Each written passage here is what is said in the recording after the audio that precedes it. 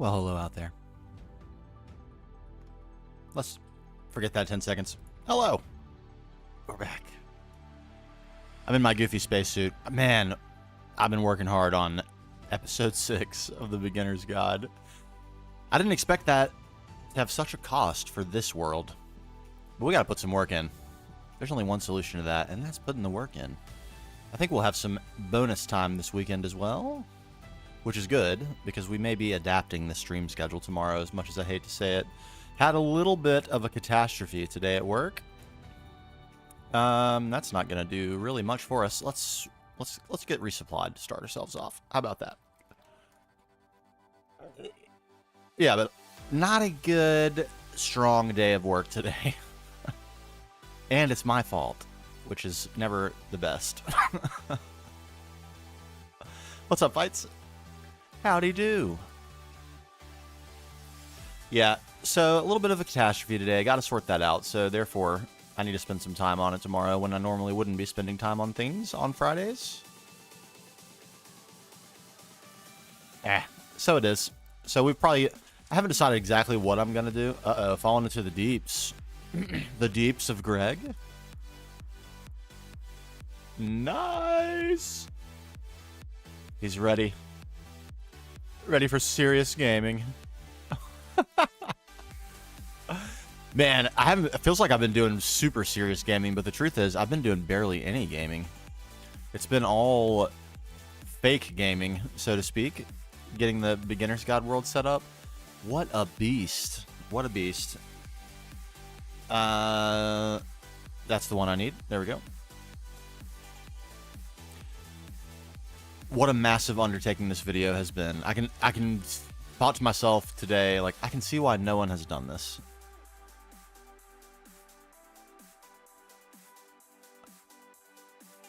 Oh, League of Legends. Oh my god.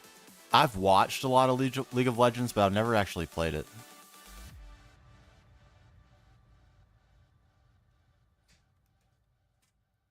But I've watched, I don't even know how many hours, my god.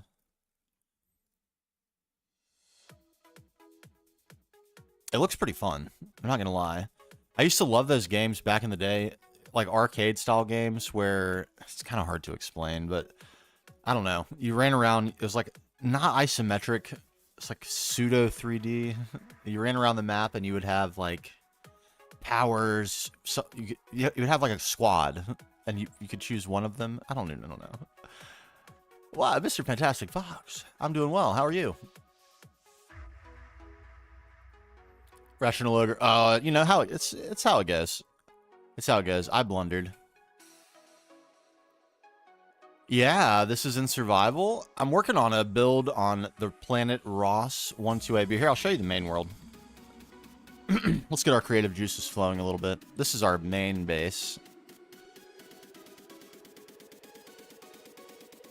Yes, it is. It's survival in GTNH, so it comes with some benefits. We can fly for one.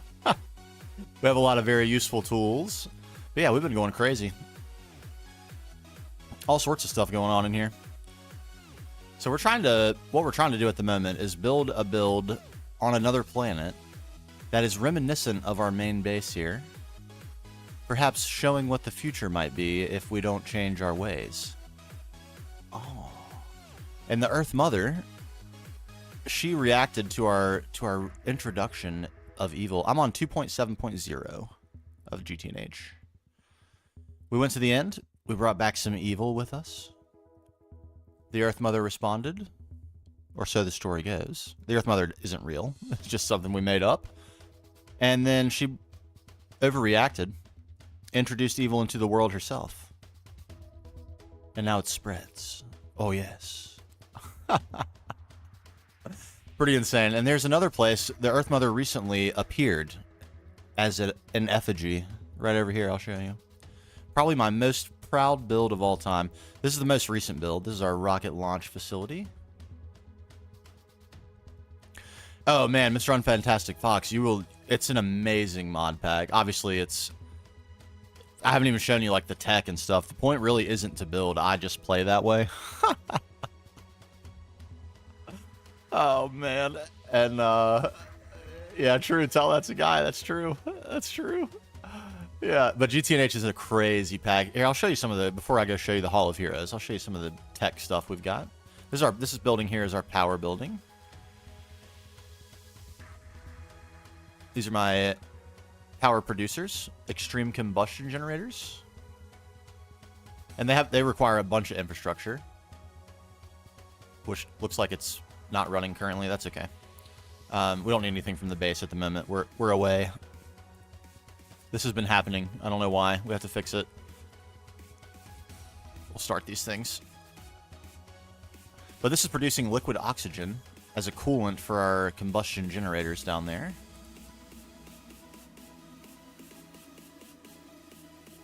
I need to put a system in that will turn them back on if they ever turn off. And this is producing lubricant, which it also needs. So it's a very, very complicated mod pack. I do have bees going. In fact, that's the basis for our power. This is our high-octane gasoline facility. We're getting oil combs from the oil bees. Lots and lots of oil bees. As you can see, I think it's like 29 alvearies or something. And this is probably off, too. No, it's on. Lovely. Yeah, oil distillation happens in here. And then desulfurization, fracking. And then more distillation. And then a chemical reaction line. Good, these are all on. I wonder why that other building turned off. Strange. But this is our fuel. High-octane gasoline. Amazing stuff. I have not used it myself yet. I think I'm still a little bit early in the game for that. But yeah, it looks crazy. I saw Aditya's guide on it. It's really cool. And this is my bees, regular bee, resource bees. For basically everything. Steel, stainless steel, chrome, platinum, tungsten, everything. Everything. And then this is our applied energistics building. There's not very much in it yet, but we'll get there. Soon it will be full of many things. Our main brain and our subnetwork. Main subnetwork, anyway. There are lots and lots of subnetworks, but this is the main one. Passes channels around the base. Auto crafting stuff.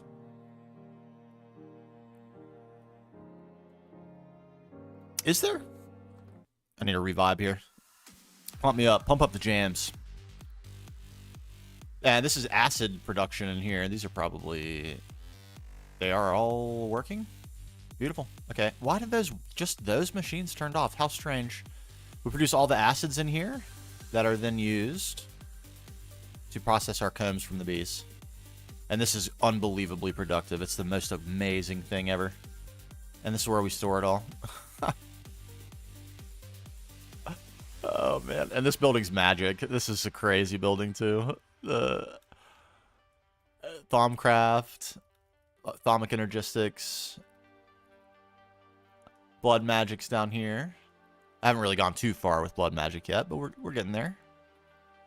And then Botania has a really cool area. I'm in IV. Working on rebuilding the workshop from MV to HV. Nice. That's such a fun time. Let's see if we need to upgrade... run on biodiesel. Bold. I like that.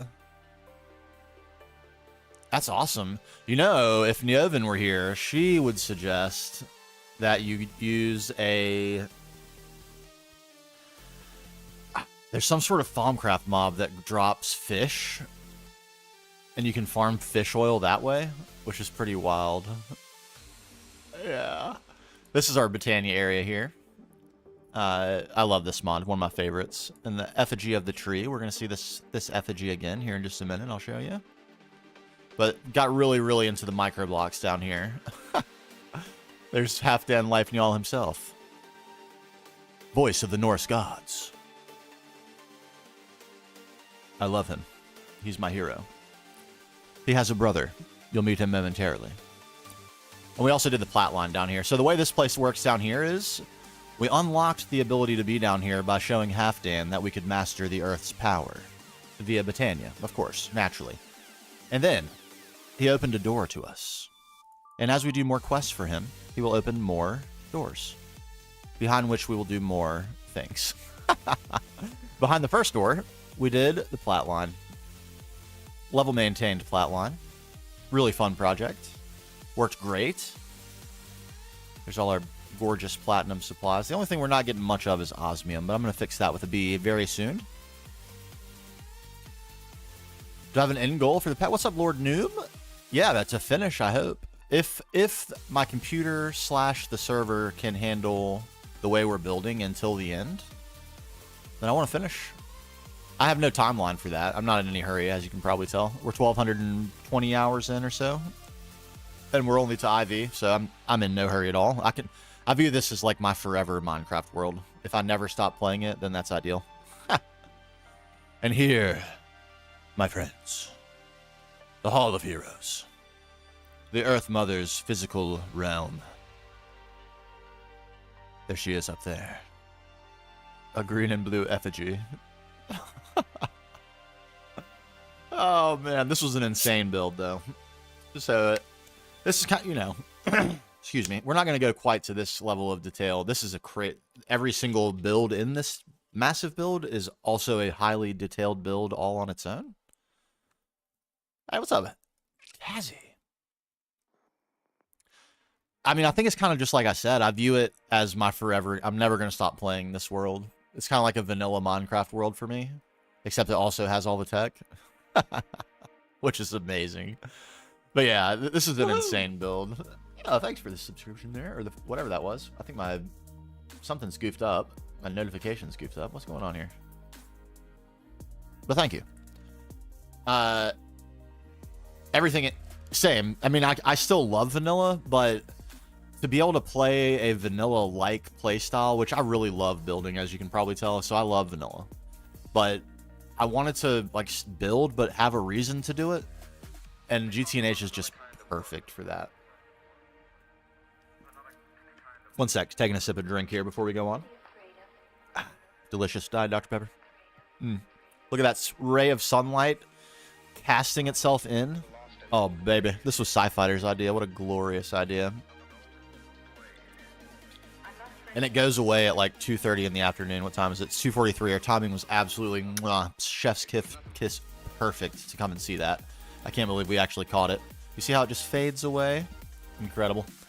And it's because this hole is placed precisely with a waterfall placed precisely with a mountain and path placed precisely so, such that a ray of sun, one singular ray, will shine through this. Oh, it's so ridiculous. I know, don't you love it? I love that UU Matter sprite. It's so good. So yeah, every build's kind of like that. And this one is the realm of the deities. They have their ever-burning forge, where they craft weapons. And there are actually heroes. What happened to Fabu? This is Fabu. What happened to Fabu? He's got a Steve skin. He's not supposed to have a Steve skin. No. Did he change his Minecraft name? Yeah, these are all viewers. Legends. They hang out with us all the time. There's Alex right there. Legend. And everyone got unique items and stuff. This was really fun. The statues mod was so much fun to play with. My favorite's over here. This is the Seekers of Knowledge and Truth. Sarah petting her cat. Hello, cat. Yes. Look at them all. I love it. I love it so much. This is probably my favorite mini build right here. This is Christian looking in a telescope. Look at that telescope made of microblocks. Isn't that cool? I love it. I had so much fun with the statues mod. And of course, there's Pingu, the Vibe Master, holding it down, playing our tunes. Hey, what's up, Ethan? The main thaumaturge of the universe, Neovan, legend. The venerated. Yes. Actually, probably maybe need to move Neovan up here. Maybe pull a little Swaparooski. Yeah, it's been a while. How you been?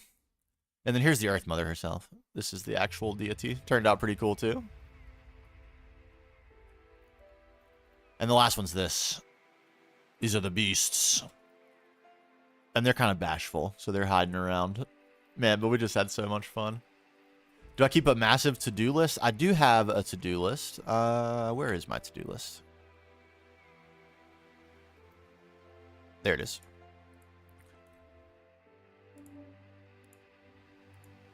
This is our current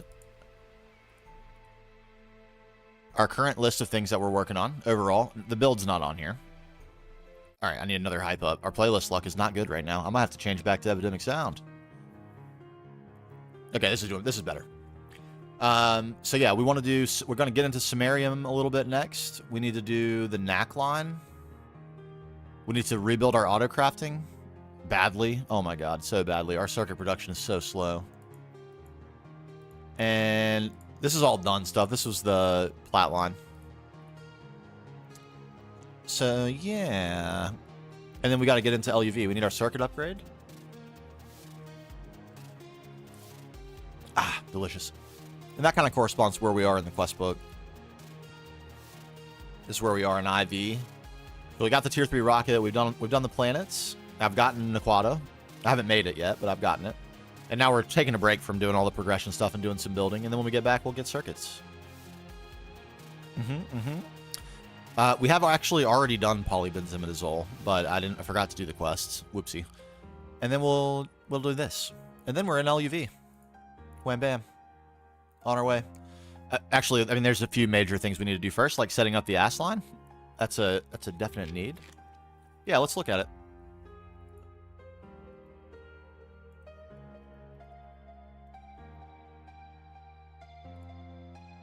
I guess I don't have it. Do I need to be on 272 for that?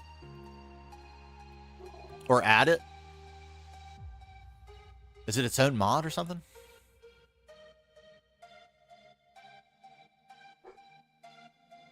I need to take a second look at Aditya's guide. Make sure I know what I'm even talking about. I don't see it. We might need to update the pack. I don't do updates right away. I'm just so nervous. I don't want anything to go wrong and like, you know, like some major bug that they've just detected at the last second or something. Oh.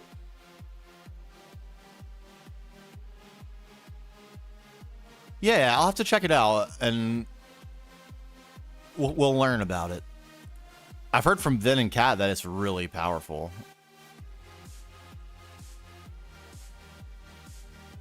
Yeah, I'll wait a little bit. It's just like, I'm so attached to this world. I'll be so devastated if anything happened to it. It's just not, it's not worth it. There's nothing life-changing that's coming in any of the updates for the point of the game that I'm in. So yeah. Okay. We're building. What are we building? We're building this.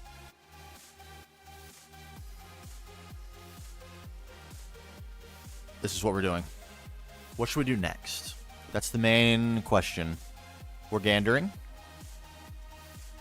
How do I make progress from the point that we are at? We have simply inspiration images in a drawing. That's just how we work. And then we look and stare, and we pick something to do, and then we do it. Oh man, I love this tool. This is called Excalidraw. I use it very extensively for every single build. We have reference material. Lots and lots and lots and lots of reference material. It's pretty ridiculous. This was the original reference material that inspired the city. And a bit more. And we draw on it, take screenshots, and then draw in. It's so good. I love Excalidraw. It's good for everything, too. This is all stuff that's going to be in the beginner's guide videos coming up soon. Base layout schematics. Flowcharts. It's good for everything. It's such a good tool. And then this is for the building world I'm working on. Storyboard for a video. This is going to be a massive video about building. It's good for everything. I just love it. It's the best tool ever. Sponsor me, please. Excalidraw, if you're listening. Sponsor me. I will hawk your wares endlessly. Thank you. I appreciate that. I'm having a lot of fun with the animations. They're actually really fun.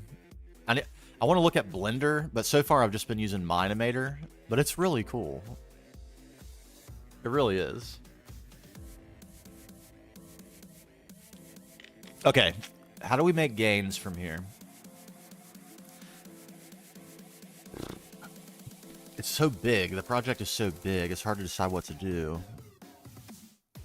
Probably the biggest thing, right? Maybe that dome ski?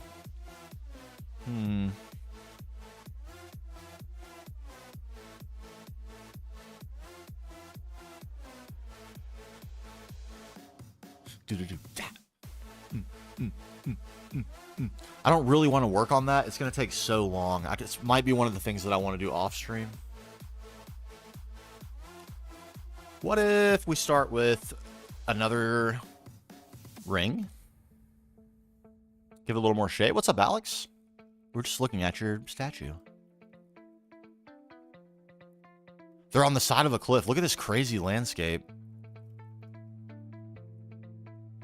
Isn't that insane? We flew all over the planet looking for places to build and also loot. Look at this crazy forest, too. Perfectly gridded mushrooms. Insane. Yeah, we scouted out a bunch of different spots. We found a couple of promising options, but nothing so good as what we landed on. It's so good. It's so dramatic. It's Ross 128B.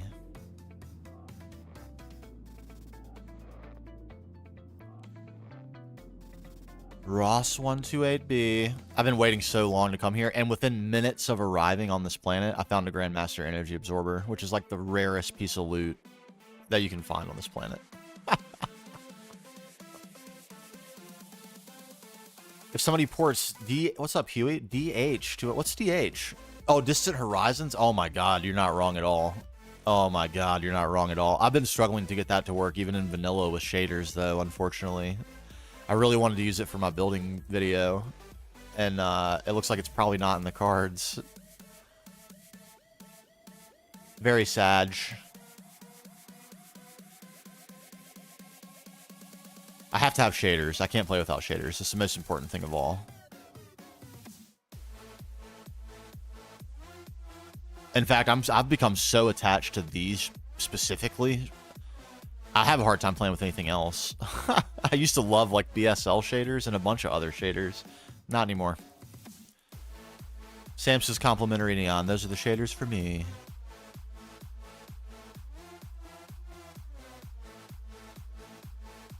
All right, the smart thing to do would be to world edit copy this, which is absolutely what I'm going to do. I just want to make sure this is in the right spot, you know?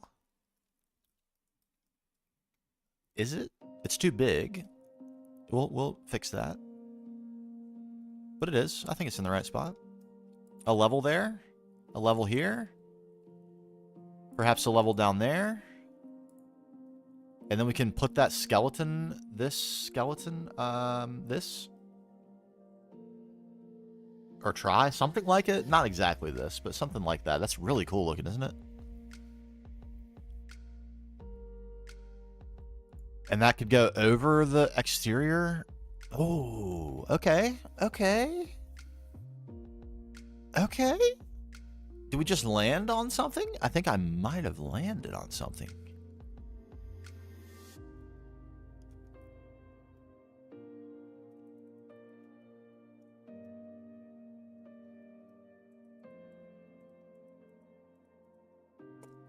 Yeah. Salsa, what's up? Let's shave this. I don't want to copy this stuff. You're getting shaved. You're shaved.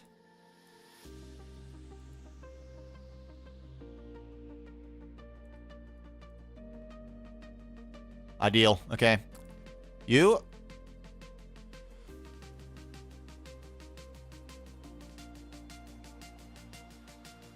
Weird. The magnet's not on? It's very strange. And then we will...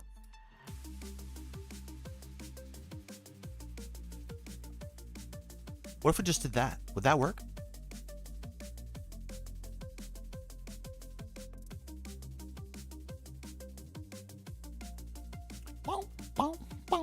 Looks like it worked to me. Oh, it even put the extra layer in for us. How? Well, that was very nice. How about that? Okay. Do I still like the place it's in?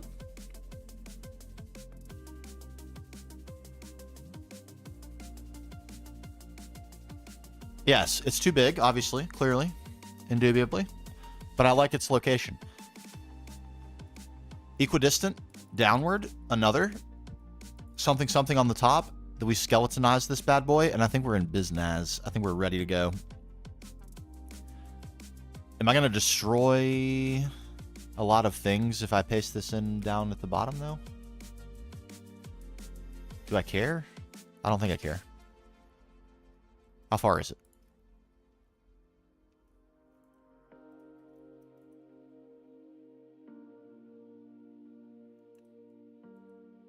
17.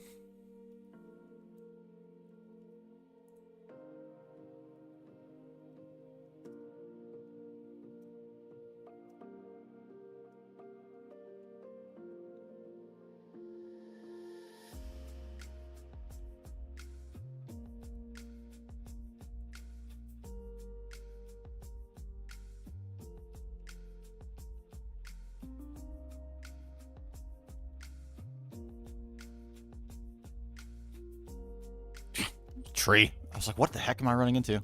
Okay, we conflicted a little bit there. That's okay. We can work out like a door or something over there. A little bit of interweaving. Yeah.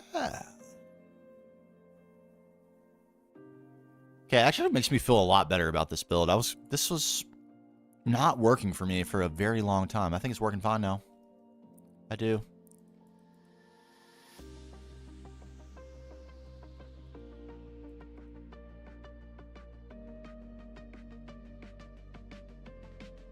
Uh-oh. Okay, I might have made an error here.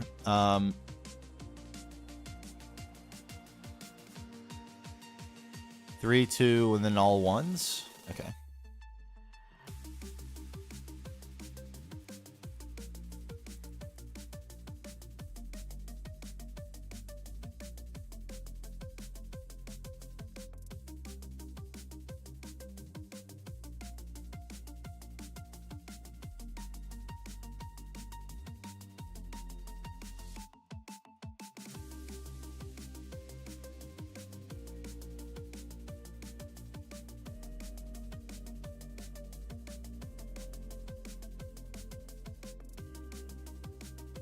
Is that better?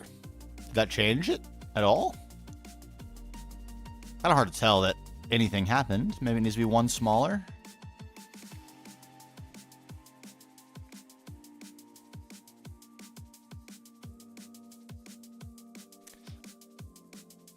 Yeah.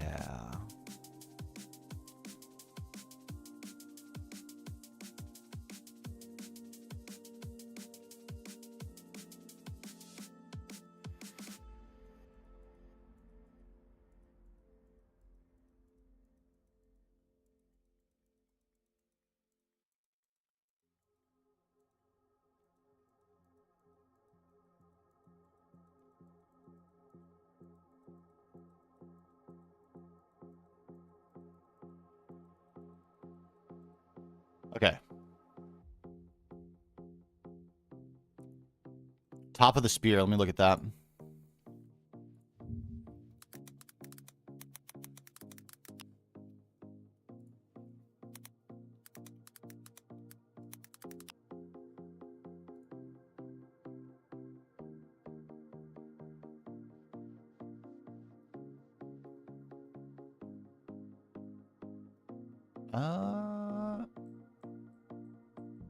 Am I looking at the right thing?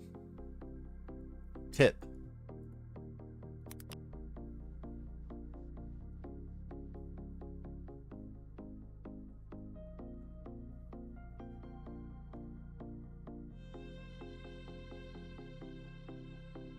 Whoa.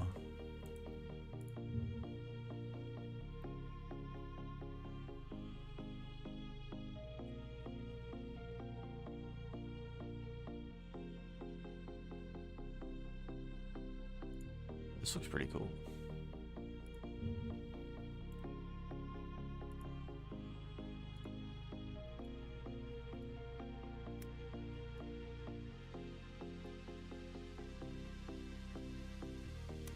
This? Whoa.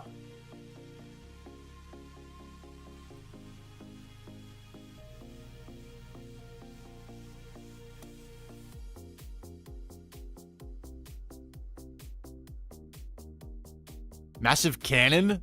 Violent alien civilization?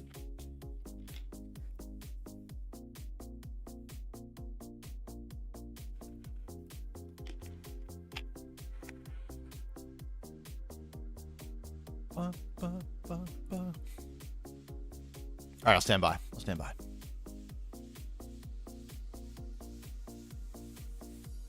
Okay, I think I'm happy with this.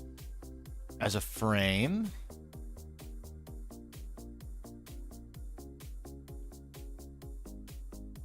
Okay, that's far less destructive than I was thinking it was going to be. I don't know why I thought, like, maybe I've already added the air to the G mask. I should, like, okay, maybe not. Yeah, this is what I was expecting. Okay. So I was destructive. Good to know.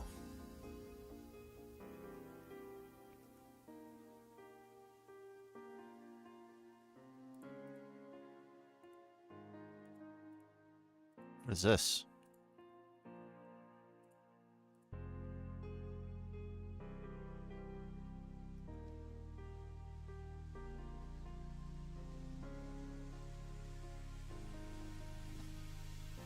Hey, Pedestro, what's going on?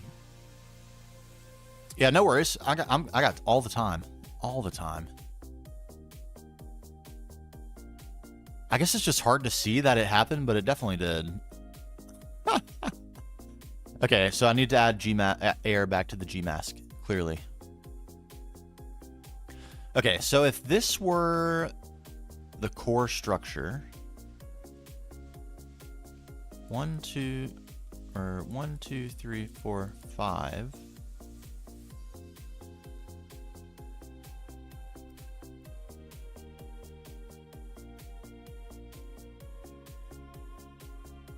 Is this right? I don't think there's any way to be wrong on this, actually.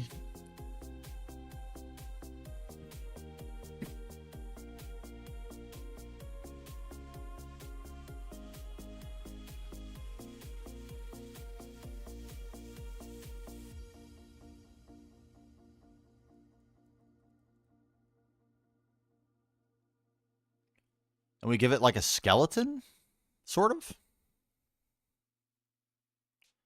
I don't know how this is going to work, but I think we're going to try it. Why not? Why not? What's the worst that, I mean, if it doesn't work out, we just tear it down. No problem.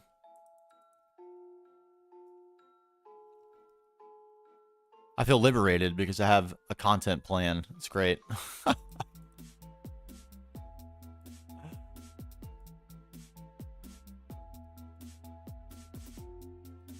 Uh-oh. Okay, okay, okay.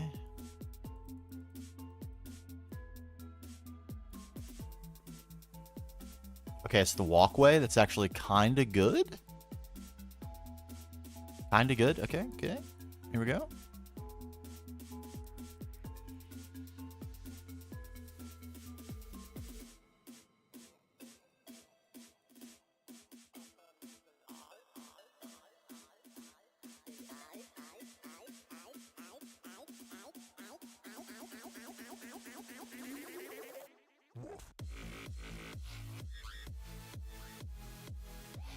Okay.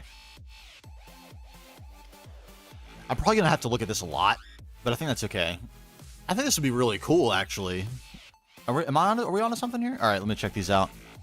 Pics in the Discord. By the way, if anyone's looking for ridiculous inspiration, there is a wealth of inspiration art in the Discord. It's insane. Here we go.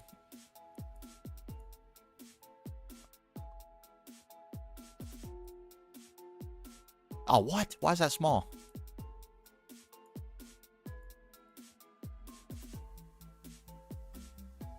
There. Ooh. Oh, it's emitting a force field.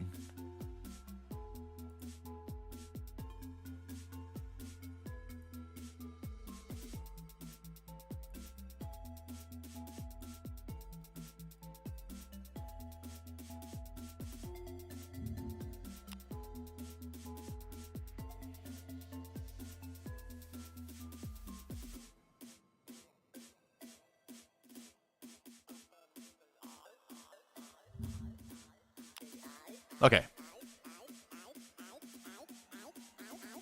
I can't wait to not have anything to do but make these videos so I can change all my defaults for my system.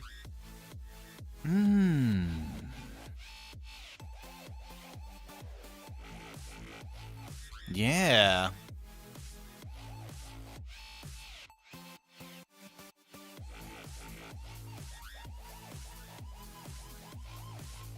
I can't copy the image? What's going on here?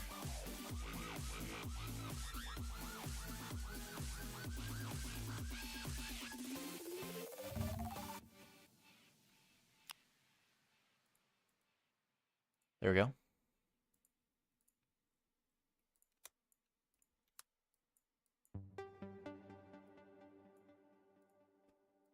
Hold on, we're doing some arranging. Quickly, quickly.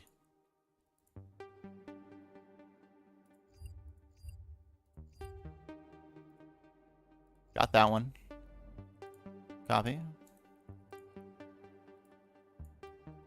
I feel like Excalibur is going to reach out to me eventually and be like, hey, you've put like 9 million gigs of images in this document. You're going to need to start paying. There is a paid version. I really want it. I'm not going to lie. It lets you create like a library of different sheets, so I could have hundreds of these sheets. Imagine. Imagine. Limitless white space. Oh my god. Alright, sick. Saved. Saved.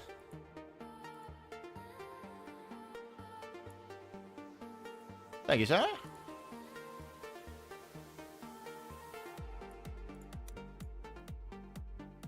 Alright, recentering. Gaming. Bam.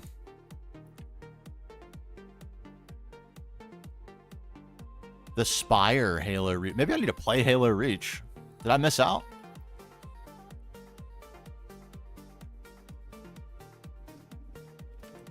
I was a little bit past my FPS prime by the time those games started coming out, I'm going to be honest.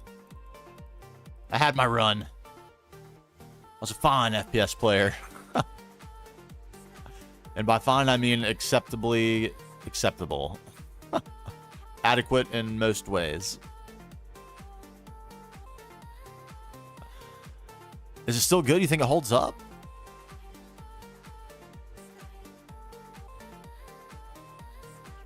Obviously, I played the original and Halo 2, and can't remember when I stopped playing Halos specifically. There's definitely a period. I think when Xbox One came out, I didn't have an Xbox. Like 360 was the last console I bought before. I don't even remember. Man. Is Reach on PC?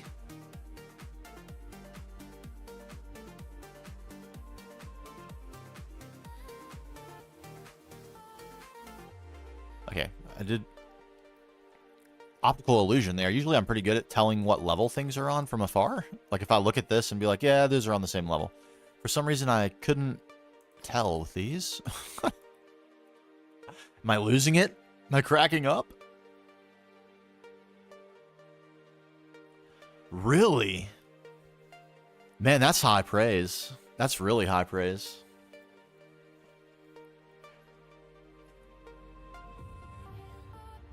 Minecraft is definitely number one for me by a substantial margin. But there have been some fine games, don't get me wrong. Civilization 5. Very high on my list. Very high. I'm not sure where exactly.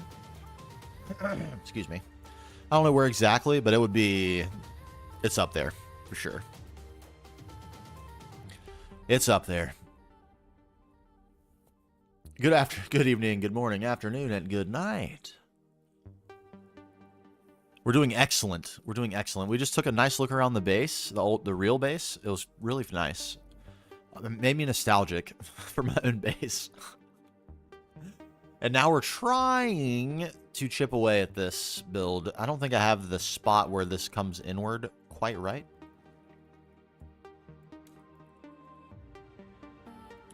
What if it were there instead? What if we're actually there instead? Would that be nice?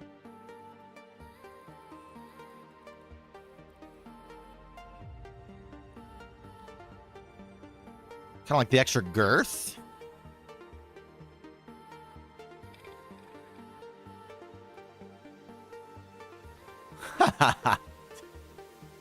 I hear that.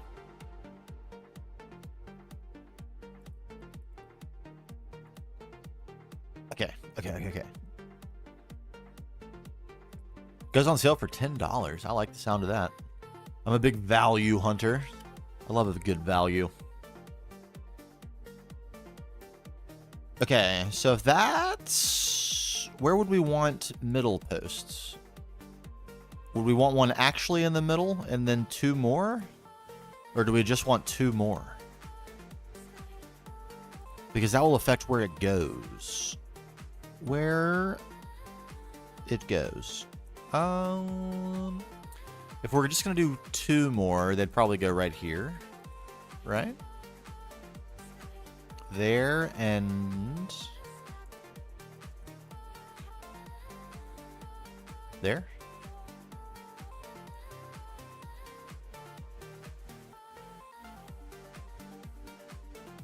Is that enough? Is that sufficient? Kind of feels like it.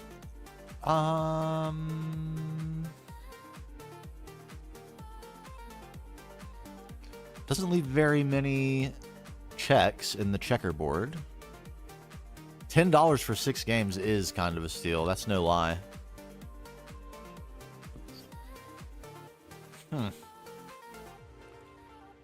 Thoughts? What do we think about this?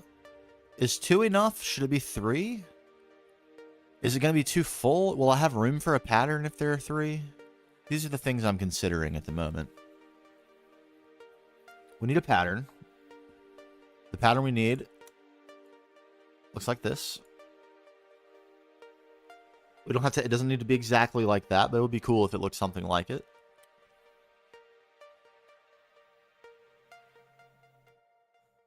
I'm a fan of it.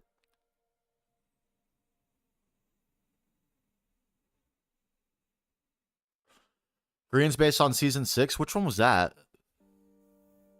I get my season. Was it? I feel. Was that not his Diagon Alley base seasons, or was that season 7? Was season 6 the humongous mansion?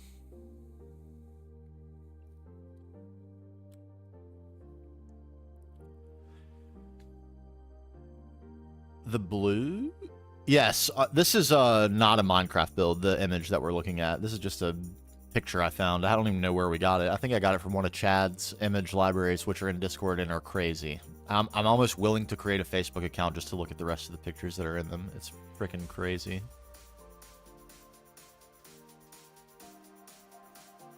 God, that was season... He was at the first season he was in with season 7. What season are they on now? 12? Good lord. I guess I don't really pay attention to the seasons like that. I just, like, at this point, kind of occasionally watch when there's a really, really interesting build or something. Excuse me.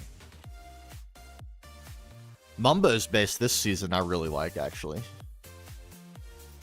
Very creative and, like, I don't know, just, like, all the detail he's putting in it is very artsy feeling. It's really cool. Season 10? Okay.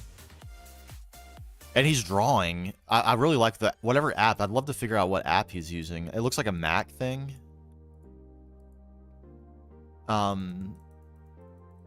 maybe he's drawing on an iPad or something. They look really cool. Like they're well done pieces of art. He's a very talented guy.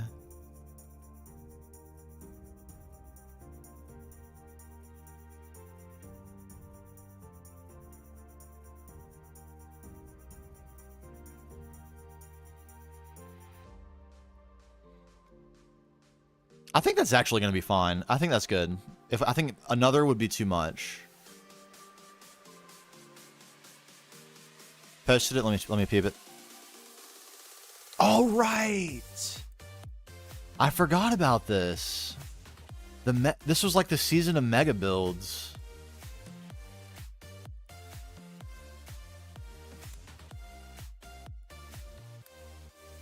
Was this the season that Mumbo did the industrial district, or was this the season he did that big white island cube base thing? Whatever that was.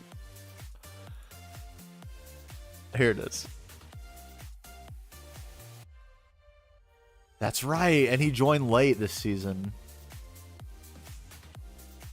Look at his FPS. What is happening there?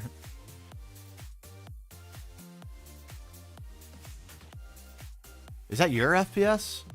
Are you... What's going on with the... You gotta be in a world download, right? Is it because you're loading massive regions of Hermitcraft and that's literally what it does to your computer? I've actually never been into a Hermitcraft world download. I should do that too. That might be a fun thing to do on stream, honestly. It's the lag from the farms. Oh my god. Those old versions of Minecraft. This was all like pre, what are those things called? Observers? Oh, I'm giving you a terrible view of this. I'm sorry. I didn't even notice.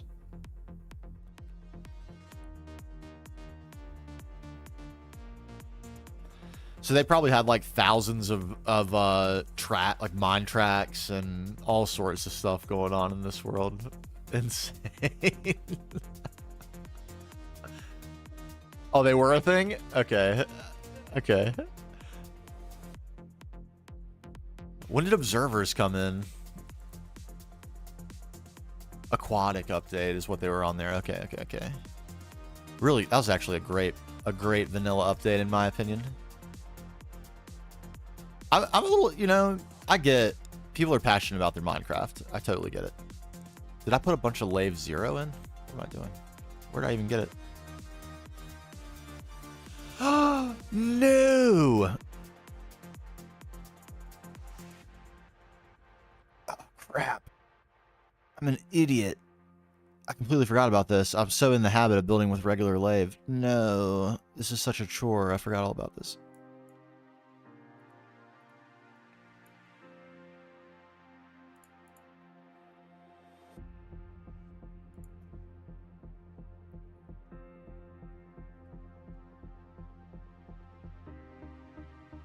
I really like building in vanilla. Like building in GTNH is really fun. You can't do anything like this in vanilla, obviously.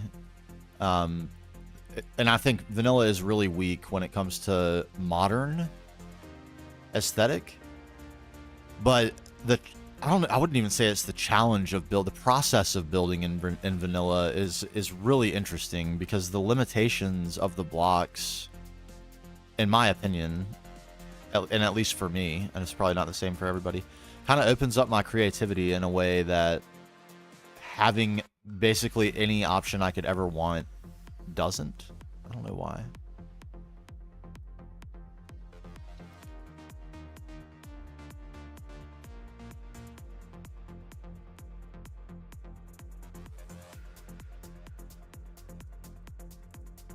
Oh, really? Which ones? I like the new diorite texture for sure. The old one's kind of busted.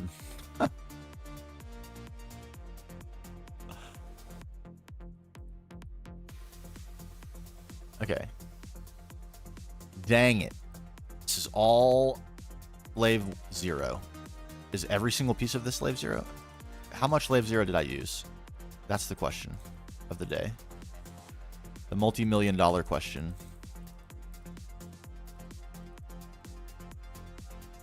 Darn it. That is a stinker. What is that? How did you weasel your way in there?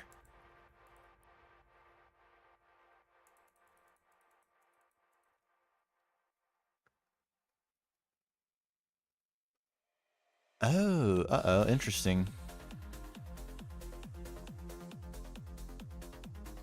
Just speak to you more Minecraft to the new ones. Hey, each to their own. You know, we love resource packs for that reason, right? We get to have our own flav. That's honestly, man, I know Minecraft, like the format of the game is not for everybody, but talk about a game that got things right compared to all the plight that people have with modern video games and how they're microtransaction to death, and you know, they come out incomplete, and then what you're waiting for basically is a DLC that is the real game. That's not Minecraft. Minecraft's wonderful. They solved it all. And maybe the updates aren't all incredible, but they're all free. I like free. I'm a huge free fan. Bedrock is typing. That's a choice, though. You get to make that choice as a player. And if you make that choice, I'm sorry. I'm sorry. And I hope, I guess I don't know this. Who does know anything of any type? But I would think that the popularity of Java is so well known and so large. Excuse me. That they would not do anything, like they would not discontinue support for Java. I sure hope that's true. I would hate to eat crow on that one. There are plenty of ways I would love to be wrong in my life, and that's not one. More than happy to be wrong about a million things. Please don't be wrong about that. Just be right about that forever. Give me one solid Minecraft and don't make me a liar.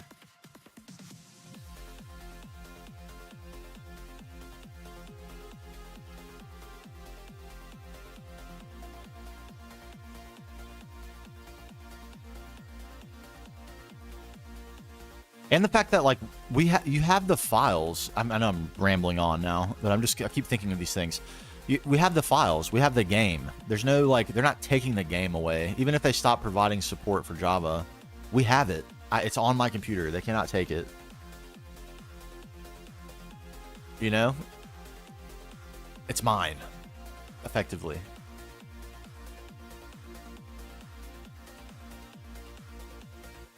It's not live service. It's not like, you know, if they stop supporting it, it just goes away and you can never play it again. It's forever, baby.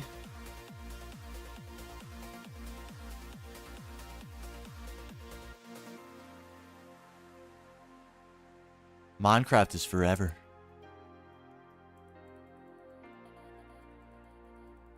Even if, yeah, that's actually fills me with so much pleasure. The fact that even if they discontinued Minecraft forever tomorrow, I did not.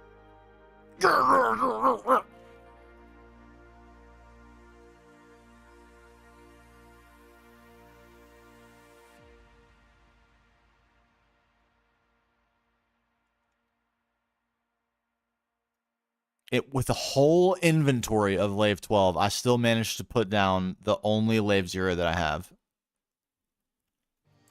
Dude. I regret so bad deciding to do this in Lave 12. Why did I do that? Big regrets. This one random block. Okay. The more frustrating part is I can't really explain how it's happening. Everything's Lave 12, right? All of it. Every last block. Okay. We will not put down another Lave 0.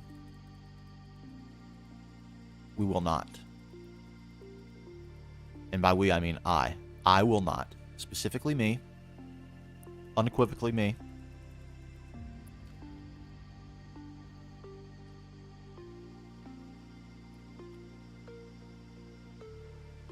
Use Arch? What's Arch? Oh, man. TF key. Oh, I want to see this. I want to see this bad. This is truly an insane thing. This really is. Especially now that I've gotten a live tour from Alex himself, looking at this, it's wrong one. It's completely, what's happening to my player? Hold on. Am I hurting? Oh, I'm poisoned. It's just warped. It's fine. It's fine. Everything's fine. Look at this. The man is in the electric age, okay?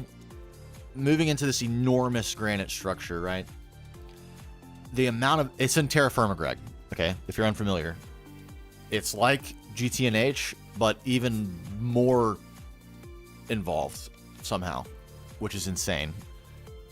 Getting this block was so much effort, and this build is humongous. Oh, use Arch Linux. Ah. Witness Bay, what's going on? Thank you very much. I really appreciate that. And what's up, Moose Modder?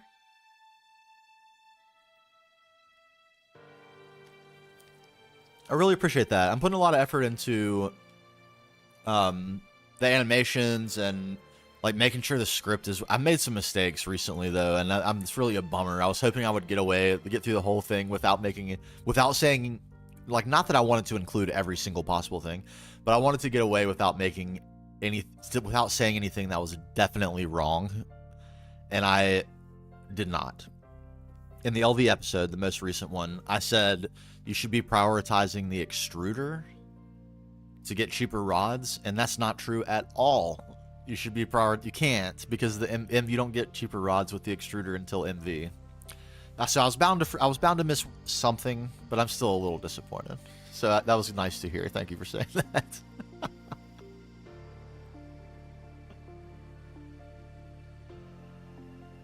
Okay, let me continue on. Oh man, real machines, look! Even these are so expensive.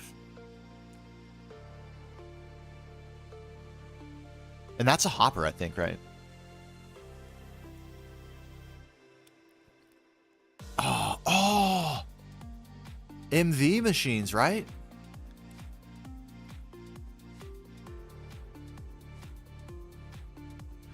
And just, like, continue to appreciate the size of this build and how long it took to accumulate all that granite. And what a bold choice it was to even go with granite for that exact reason. Look at the massive size.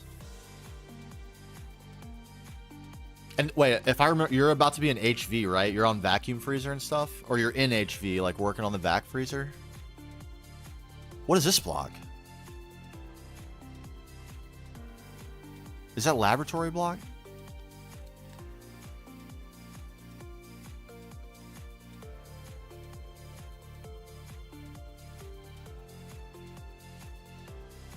White, pink is HV, okay.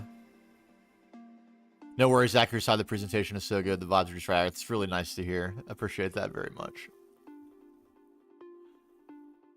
I love this mod pack. It's fair to say. It can, like, I don't know if you saw the very first episode I did of the Corrupted World series. It was like 300 hours of GTNH. But the very close to the end of that, I opine about like the part of my life I was in when I found GTNH, like becoming an old man. Had just had a kid. You know, I've been married for a long time, so I've been an adult for a long time, in my mid-30s. So but it was just like I was ready to give up on gaming, and then I discovered GTNH, and it's like brought the fire back in me so unbelievable. This looks so cool. Why can't we have cool looking clean rooms like this? I mean, honestly, I said mid-30s. I'm close to my late 30s. I guess you could even say I'm in my late 30s. I'm 37.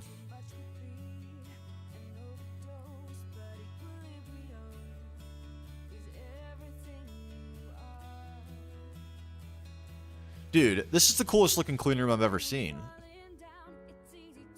And you get away with having an iron door in this?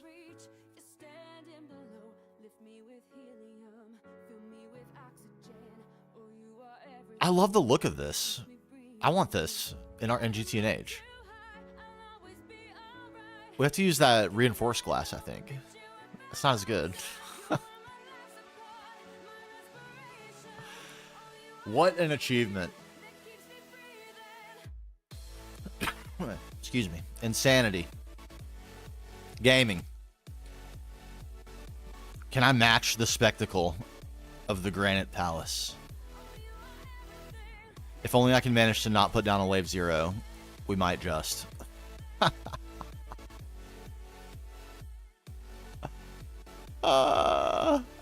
could probably copy these, actually. These would be more difficult, but I think I could probably get away with copying these. Copy, flip. Do I need to? Probably not. Let's just vibe. Play some blocks by hand. Good old-fashioned Minecrafting.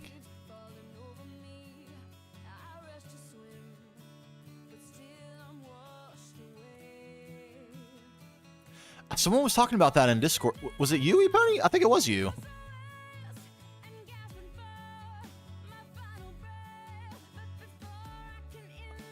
My memory is not what it once was. And we've got a lot of names in there these days, too. It's actually really cool. The love of Greg and of all things Minecraft. You just love to see it. Okay, somebody did. Somebody mentioned that they were playing with modern textures in GregTech. And there are a few of the modern textures that I don't like. I'm not a huge fan of what I kind of prefer circuits in GTNH compared to the modern. And I really like what 3 did with his resource pack. Inspired stuff to bring some of that stuff back.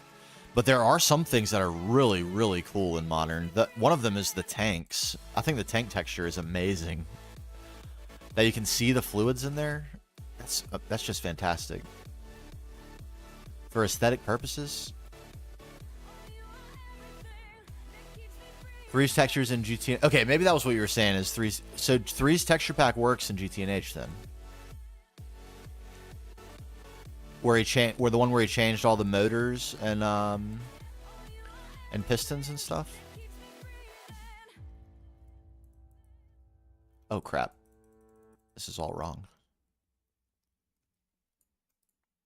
I like have a sneaking suspicion that 3 is going to come back to GTNH.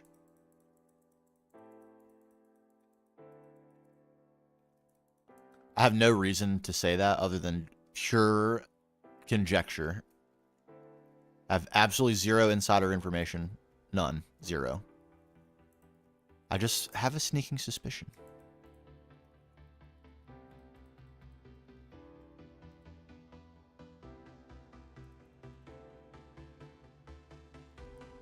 I mean, obviously I'm biased, and I'm so in love with, enamored, and infatuated with this pack that, like, no one should trust my opinion about it right now. Because I only have good things to say about it. I have so few critiques of this pack. It is so well put together. But honestly, like, nothing compares. Nothing I've ever played. No, not any game. Forget Minecraft. No game I've ever played compares to this. I can't name another game where I've played 1,200 hours of it and still have more than quadruple that to go to finish. Like, I played 1,200 hours of Civ 5, but that was over the course of thousands of games.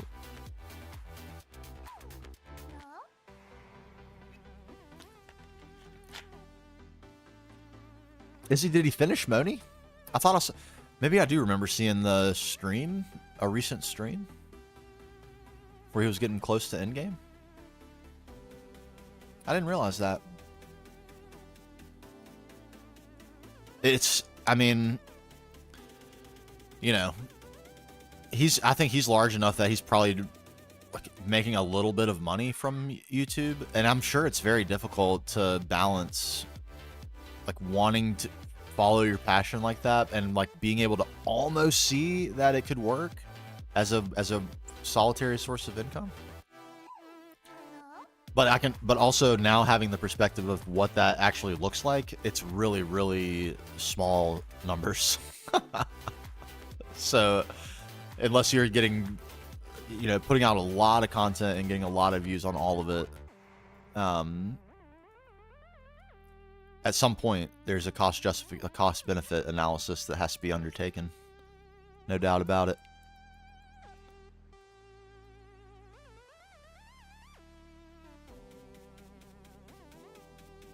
What if we did that?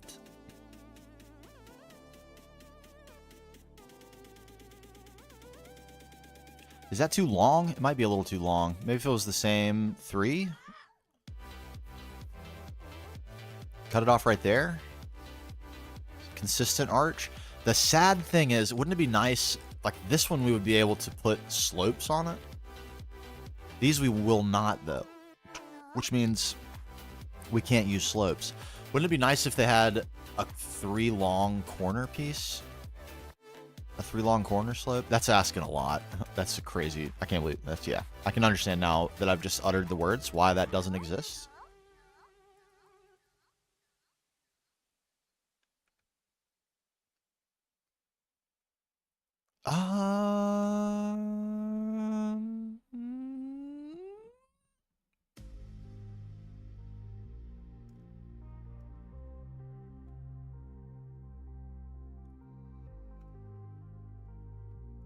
Why, what's wrong with this for me? It's too close. It's too close to this. I think that's what's wrong.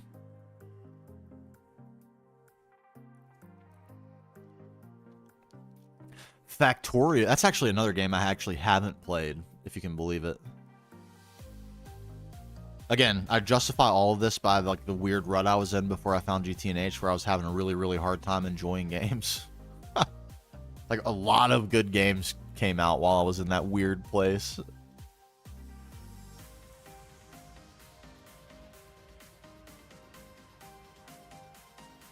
Okay, it is...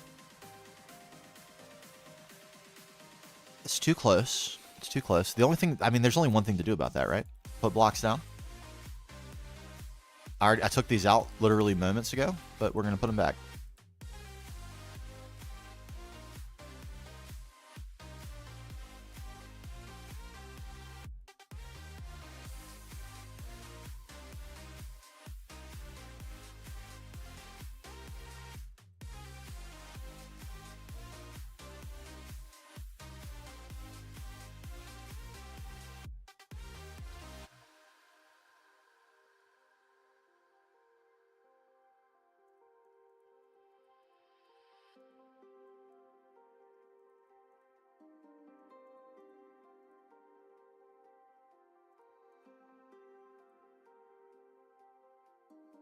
So instead,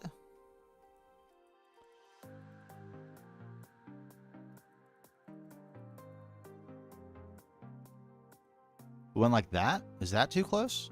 It's better. Already looks better.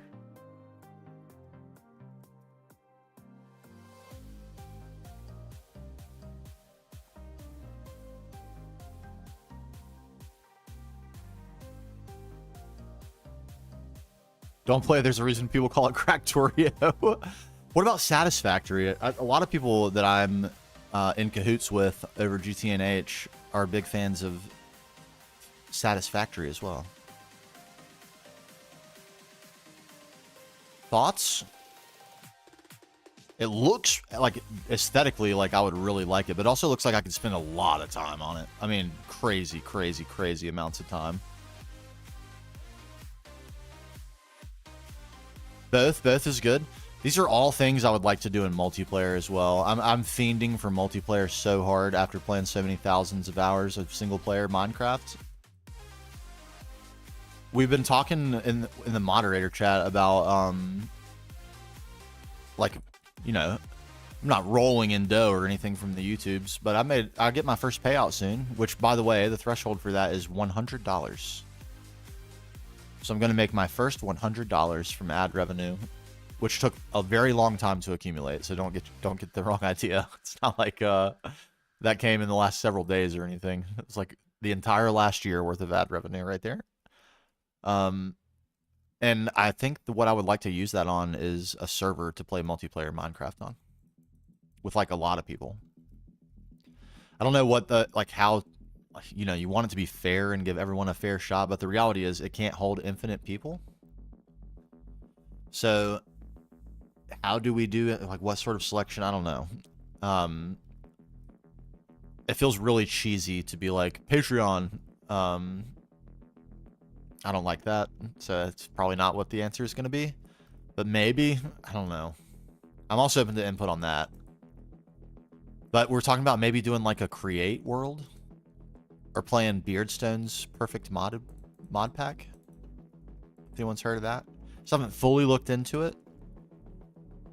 But something that's like not a progression challenge where it's just about goofing off and building cool stuff. I feel like that would be fun. I feel like it'd be really fun. Where like, you know, the more involved in it is, the stupider it is. That's what I want to play in multiplayer right there. Like Sci-Fighter sent me a video of a cake factory. This like ridiculously over complex cake factory. I've actually never used the mod ever. I skipped all the mod packs that came out that had it because I'm such a stan for this era of modded that GTNH represents.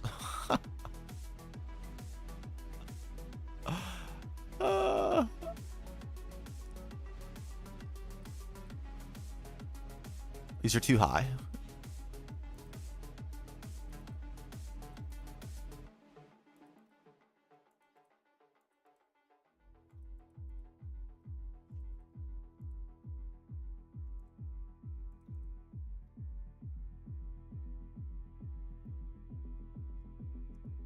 Yeah, we're not set in stone on any ideas. We've just been talking about like what to do. What could that money be used for? And the other thing is, it's $100, so it's not like it's not an infinite runway for a server to run. So it might have to wait a little bit until there's, not to be a miser about money or anything, but literally, so there's like a more consistent source of money to pay for it, so that I don't ever have to take it offline once I bring it on. Because that would suck, wouldn't it?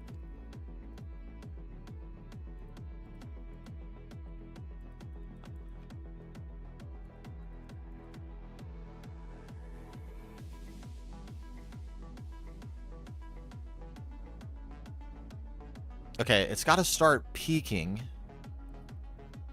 somehow, right? But how big is the peak going to be? Let's maybe decide that.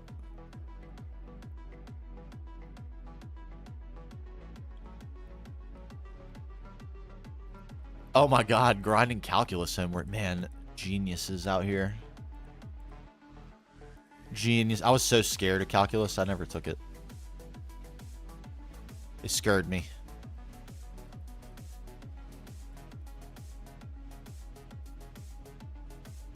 I believe the highest level math class I ever took was statistics. It was like algebra 2, pre-calculus, and then I had the option to take calculus or take statistics my senior year of high school. And I took statistics. And then in college, I went backwards. I don't, like, for some reason. They required me to take pre-calculus again. And that was the only math class I needed. Very weird.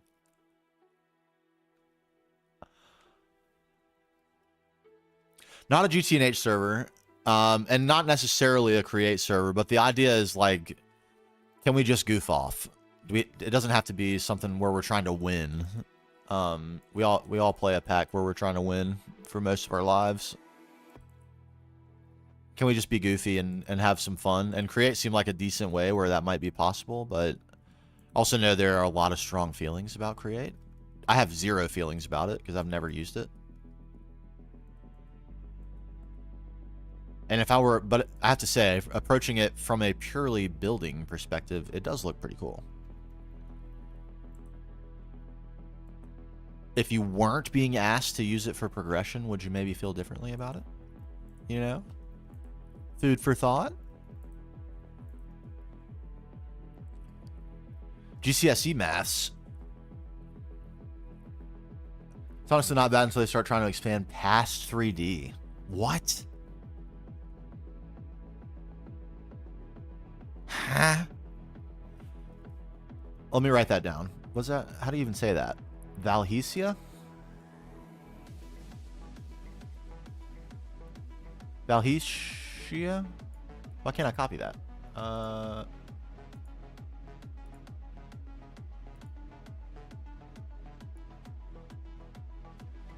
Valhesia? Okay, copied.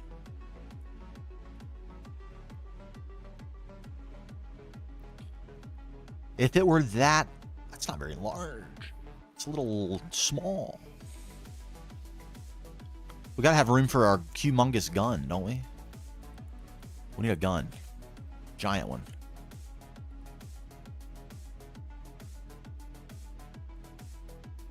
Something had to go wrong here. You know what's hilarious is we're spending all this time making this build, and we're gonna half destroy it for the purposes of story. That's what type of player we are. The moronic kind.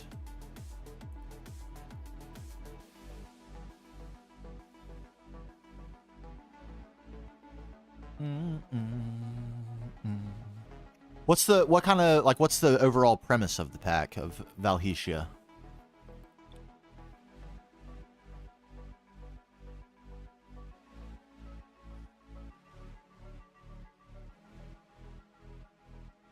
I was listening to Neil deGrasse Tyson talk about, actually, now that I'm about to say this story, I can't remember if it was Isaac Newton or Einstein, but just like just kind of gabbing about their genius and about the way they were able to make some of those mathematical assumptions,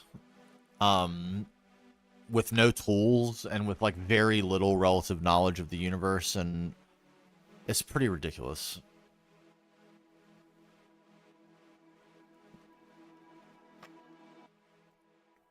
And like Einstein thinking his biggest mistake was that he theorized that the universe was it was always expanding, and that was the only way he could justify the rest of all his theorems.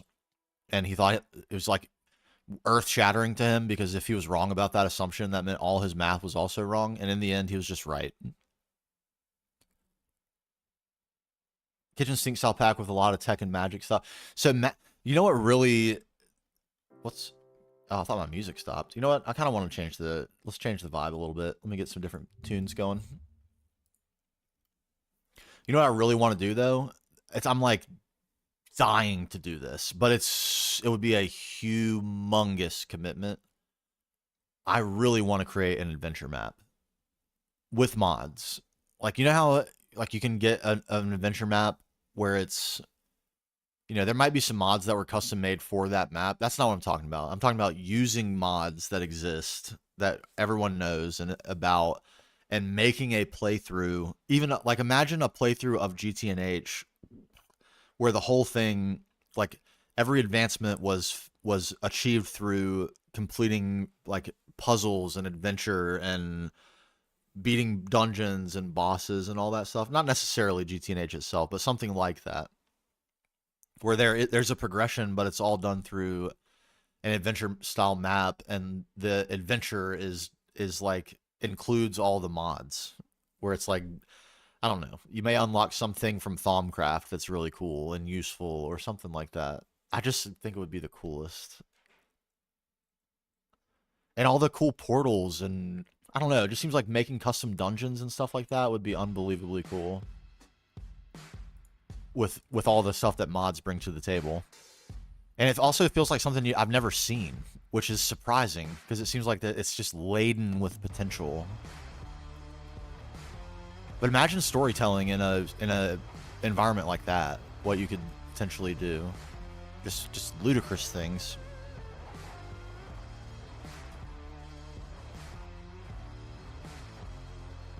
Yeah, and there are people in the Discord that know everything about these mods. Like the amount that there is to be learned from doing something like that, where you're playing with the mods not to progress, but purely just to play with them and experiment with like different creative things that you like. I just feel like it would expand your horizons as a modded player even that much more. You'd have such a better idea of what all the mods are capable of, because you aren't limited by the need to acquire something, if that makes sense. I don't know. Maybe I'm talking out of my rear end ski.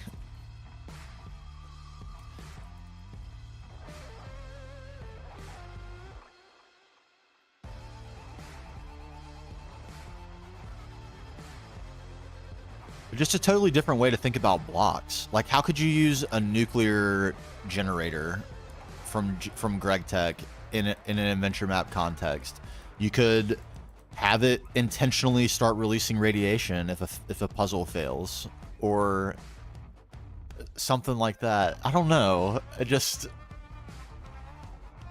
seems very, very potential laden.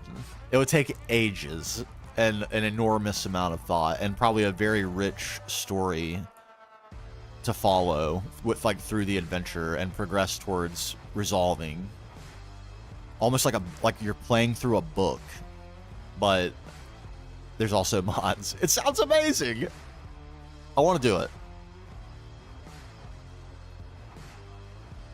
Maybe I make that like some sort of thing that I am willing to take on after we reach some milestone on the old YouTubies. Like 10K subscribers, I'm willing to commit to starting that.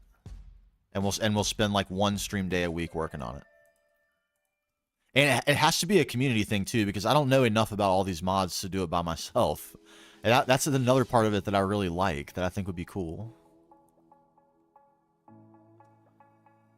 And also, the other thing that's absolutely critical is I have to get Neoven to agree to help me with it. Because her knowledge of all these magic mods is so encyclopedic, and they would be integral to making a really cool... I don't know, but like honestly, GTNH really does have all the mods you would ever want for something like that. Alex, is Minecraft not the perfect medium? Isn't it perfect? It's so good. It can be anything you want. It's the best game ever made. So, okay, let's take GTNH as the base of like, this has all the mods we want. Okay, Thaumcraft, Witchery, despite what you like, I would think about it in GTNH, I'm not a fan, but it has really cool stuff for multiplayer, and therefore it's probably would be really fun and interesting for an adventure map. It's got all the building mods I would want. It's got all the farms, the food, the potions, items to make you fly, jump higher, give you extra damage. It's got bosses. It's got mods that add bosses. It's got unique mobs. It's got super powerful mobs that would actually be challenging. It's got it's got 100 dimensions that you could interlace and interweave throughout the story. Like, what other environment is as good as that?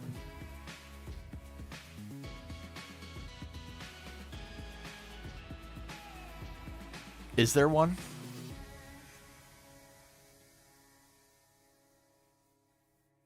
Exactly. And like, imagine how cool it would be if let's say I turn mob spawning off, and the only mobs that exist in the worlds are ones I put in the world. So, you know, you walk around a corner and you're not even in the twilight, but you walk around a corner and there's the Hydra. And, you know, almost like Elden Ring, you could accidentally walk into a zone that you're completely unprepared for and not realize it until you're dead.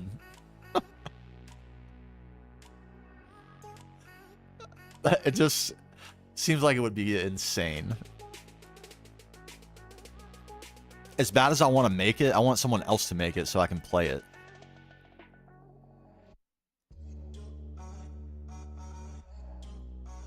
All right, it's time to peek this thing. Let's peek it. I'm not 100% sure that these changes of height or changes of depth here are in the right spots, but if they aren't, we can adjust, no problem. Let's start with this. What is that? 1, 2, 3, 4, 5?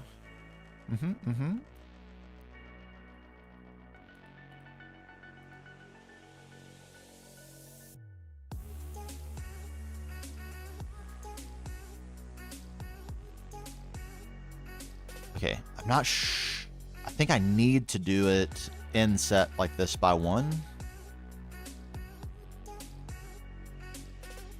So I'm spending so long on this. This is really probably uncalled for, but who cares?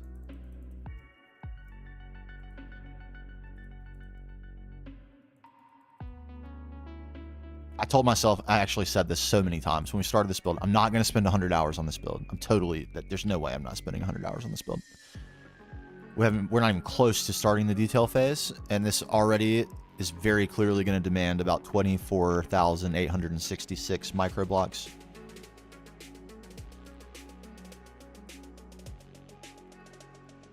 How many architecture blocks? Limitless.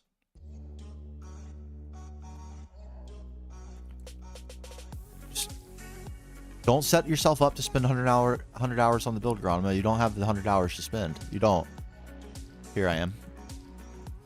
Here we are. We find ourselves here yet again.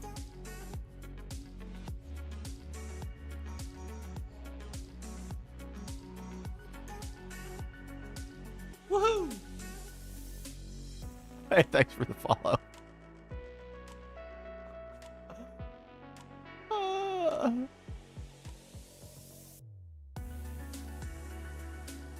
What's up, Nitro? Wondering how I feel, how I stop myself from feeling burnout.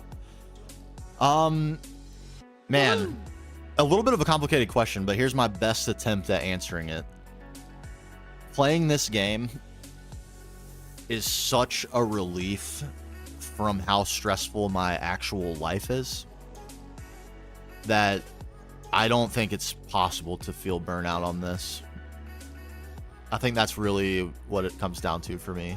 It's like there's a lot to worry about, man, and we all have a lot to worry. I'm not unique. We all have lots to worry about, and no matter what I'm doing in this game or how daunting it feels, it's so much less daunting than the alternative, which would be sitting around thinking about some of those things that are hard and scary. So yeah, for me, it's just like I love that I get to play a game, and that I have time that I'm able to spend doing that. It's pretty cool for me. So yeah, I could never get tired of it because I'm so grateful that I have time to do it. And yeah, I think that's kind of the secret for me. A matter of perspective, maybe.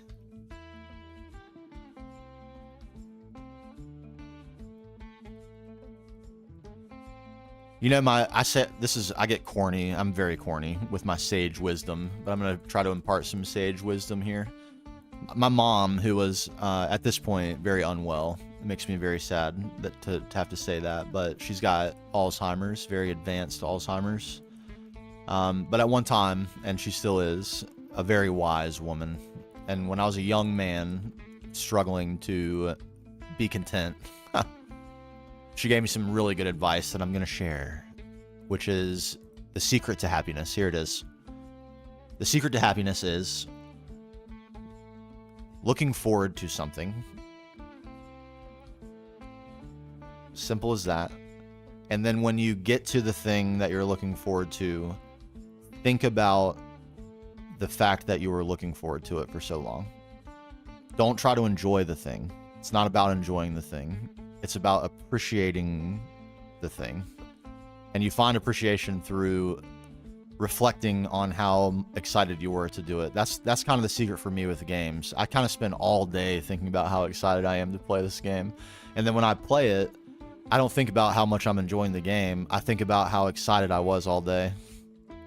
And that, I think, like, it prevents burnout from ever even being possible. Maybe that's corny. But that's my best answer right there. There it is. ePony Twitch edition. Hey. There it is.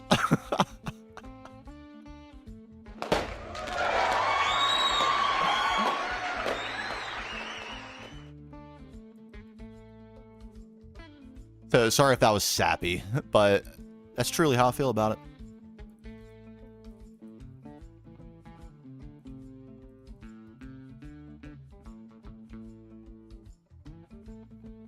Yeah, it really has helped me throughout my life, because you get so caught up in wanting to enjoy a thing, like going to a concert, for example, that if it's almost never going to live up to how built up it is in your head, but how excited you were will persist. It doesn't, how excited you were is not affected by how good the thing you're at is. So that's something you can always reflect on happily. I don't know. It was very sage. I thought the same when she told that to me.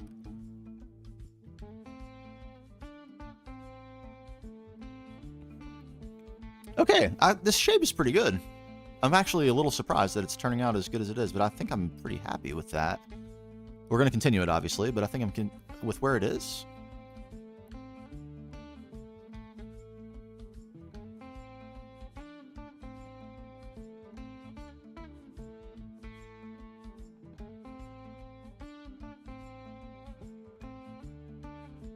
Yeah. Continue. We will.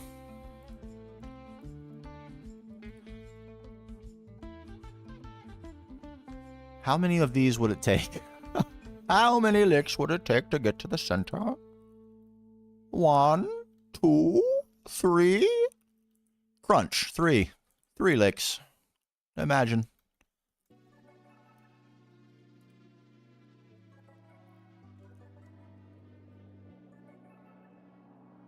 Okay, the top might have to be one skinnier, but I think this is good. let's get farther away.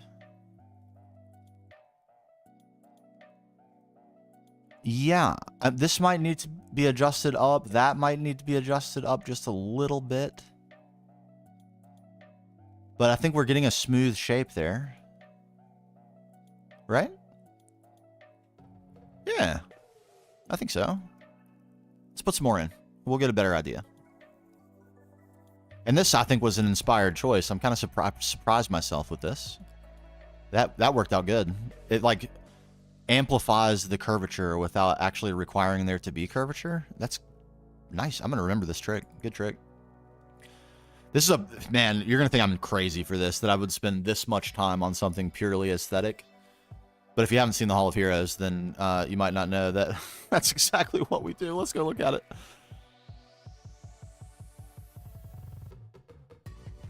Very much like the build yonder. It actually takes a long time. The base has gotten so massive. It takes a long time to fly over here these days. I know, I just like looking at it. I just like it. Humor me. Humor me. Plus, we have to got to recharge our armor and recharge the Vajra. Bam. So we would build something this massive for no other reason than storytelling. And that's the exact same thing we're doing on Ross B. An enormous build just to do it. Because I love it. It pleases me. Plus, I have some... I'm like... it's going to take so long to actually get to the point where we're getting to the detail. Because these are obviously shapeless, ugly builds at the moment. But... the inside, we're going to do a biolab here. So, similar to what we were just talking about with the adventure map idea, imagine all the elements of GregTech at your disposal just to decorate. Only to decorate. So, there is an actual biolab multi-block. Let's build one. There's VATS, there's the yacht tank, there's... I mean, the Lapatronic supercapacitor is cool looking. And... we're going to use that purely to decorate. Insane, isn't it? I love it.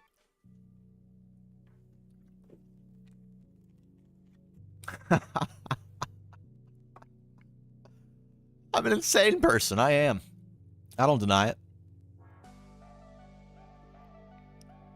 I don't deny it. But I was saying this earlier, too. This is like my forever... I'm not giving this world up, ever. Once I'm finished with the pack, you think I'm finished with the pack? Laughable. We'll just keep playing, keep building. Maybe turn this into an adventure map at that point, you know? Really interesting video I watched the other day by Fwip. If anyone is I know we have some vanilla lovers in here, some fellow vanilla enjoyers. Fwip, very, very talented vanilla builder. Insanely good. Put out a video the other day about what to do to start your forever Minecraft world. And it was a really good video, but I couldn't help but think to myself, starting your forever Minecraft world is easy. You just start it and don't quit. I mean, I hate to oversimplify, but that's why I need a face cam so you can see what my face is doing right now. I have one. That's why I need to be using it. We will. Once we're 100% full time in May, we'll be using the face cam regularly. I need to move my whole office setup when that happens. I'm very publicly in the very middle center of the house right now, so my wife walks around. We need to maintain the illusion of anonymity for her at the very least.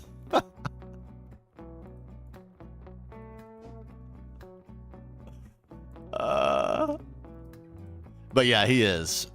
And Mythical Sausage as well. The whole crew that did the... I thought the Empire's SMP was one of the coolest SMPs ever, in my view. It was so cool. Such a good idea. So much talent in one place. And it ended up spectacular. Absolutely spectacular. That's definitely the Empire's Season 1 is definitely what made me a fan of Mythical Sausage. His building style is so unique and cool.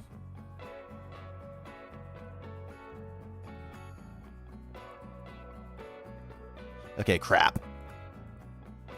Crap.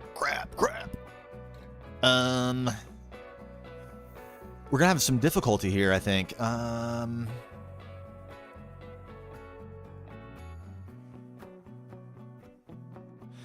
You know what I miss is Hermitcraft FTB. Watching Slipgator, King Daddy D-Max, Zul'jin, Hypno. Hypno still plays modded, to be fair. But, man, those were fun. I've talked about this on stream before, but those were really fun videos. I miss those days. So unique. It's like something purely different that no one else was doing. If you can't tell, I have a huge bias for that in my content choices. Originality, man. It was like all their builds were so unique.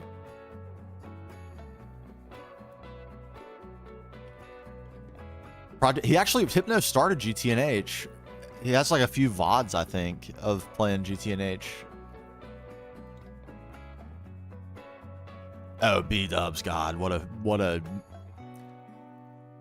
I mean, clearly like was born for this. And he I believe, I'm not talking out of my butt here, I think he's an interior designer in real life. So his eye for building is like pretty ridiculously good. Does it kill me that these don't level match? I really wanted all of them to go inward at the same level. That would make it so much easier to fill this in with a pattern. What is the, what do I do here? I'm panicking. I'm panicking. What do I do? Okay, listen to a little bit of Lupus Nocte. That'll make me feel better. Ooh. It's too big of a gap. This is a problem. Oh no. Oh no. Pretend like it's not. Pretend like it's gonna be fine. It's gonna be fine. 10.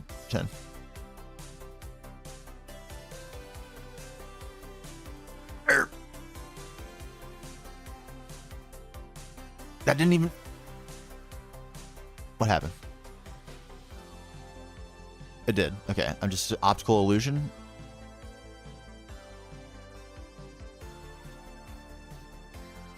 It looks kind of good, though. Yeah, what's going on, Aspect?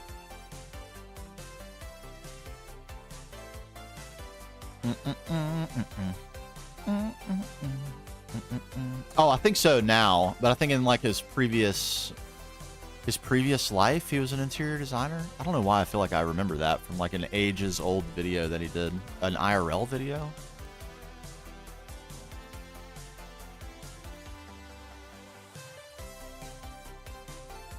Okay, I think I'm just gonna accept this, and we're gonna have to fix the top, and that's gonna be what we do. On this build, I don't know, like maybe 15 or 16 hours.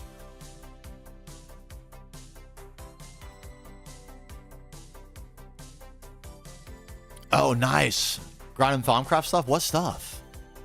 At the point in the game you're at, I can only imagine. We're going to be pivoting back into Thaumcraft relatively soon. Kind of, I think. Sort of, kind of soon. Okay. That worked, so let's just continue the pattern. It worked fine.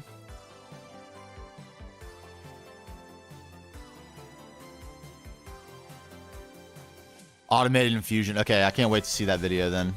Everyone who's around, go check out Aspect as well. Extremely good series going. GregTech New Horizons, as I'm sure you can imagine.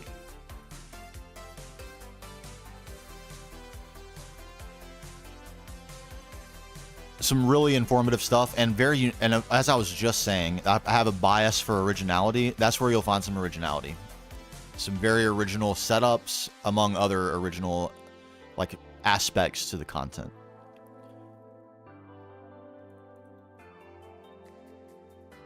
You will learn.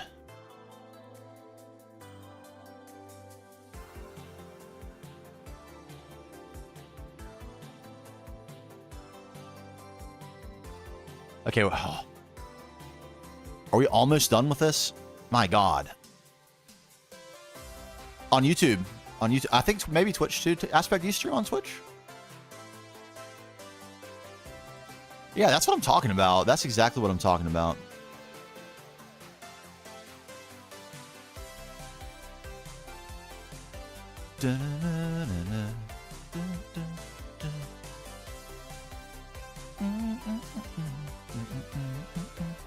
Okay, yeah, so just on YouTube, but excellent series.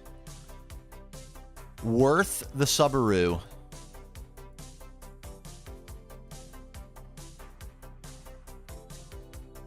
And some, maybe, may I say, some mighty spicy thumbnails. You know that's the meta. You gotta have that thumbnail. YouTube demands it. Okay, shape. Hog. I'm liking it.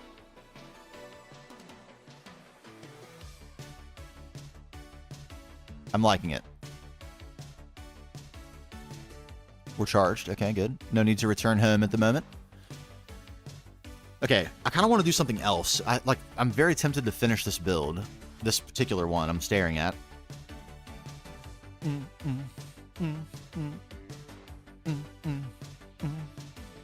Yeah, the art is cool. The art is really cool. I have found some tricks, though, recently using Minimator. Maybe I can show this really quick. I'm addicted to this. I actually am going to show it. I'm sorry. I'm sorry. We're breaking. I love this. I'm so addicted to this.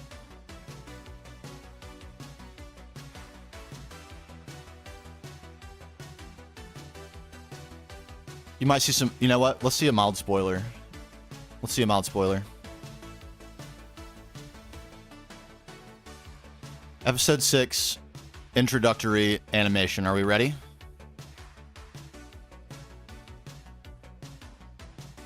It has no audio. You will get absolutely nothing from this other than a laugh.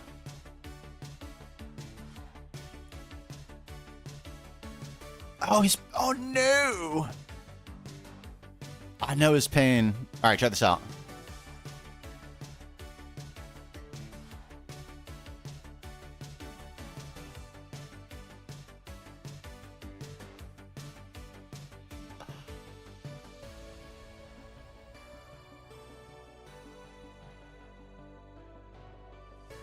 What?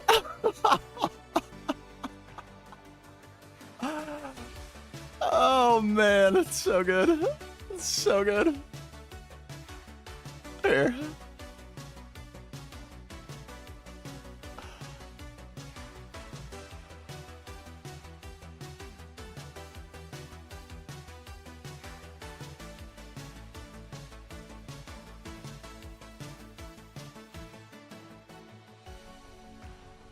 Those are all 3D assets. This took so long. You have no idea.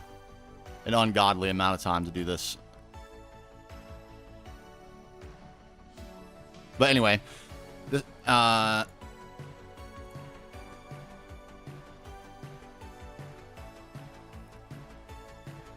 this is what I was going to say.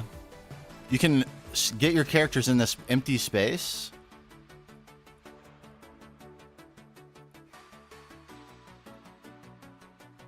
And just posture them. So I could like...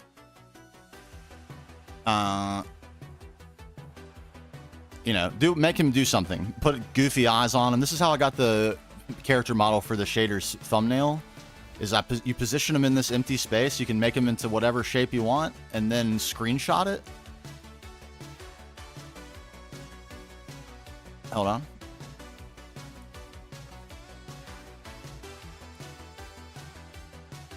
Right? So we have a screenshot.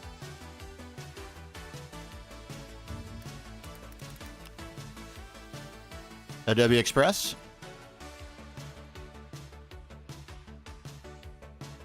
Get in there. Come on. I'm giving away trade secrets right now.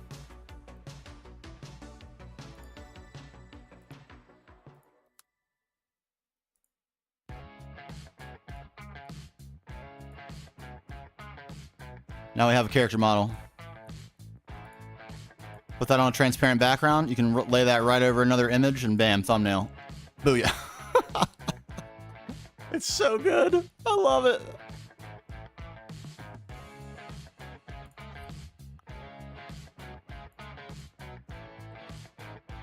We won't save this. Okay, gaming. Sorry. I just had to detour that quickly.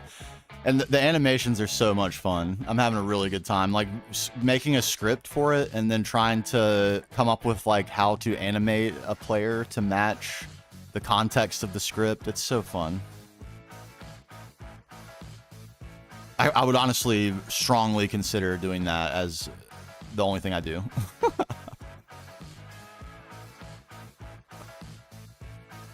All right, we are going to do something else. I just can't hack it with this tower anymore right now. We'll come back to it, obviously.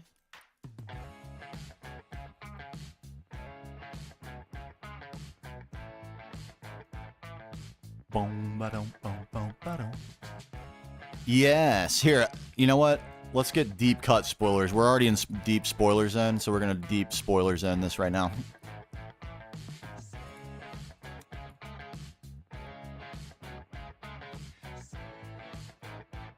Where is it? It's in here. I know it is. There it is. So here's the storyboard.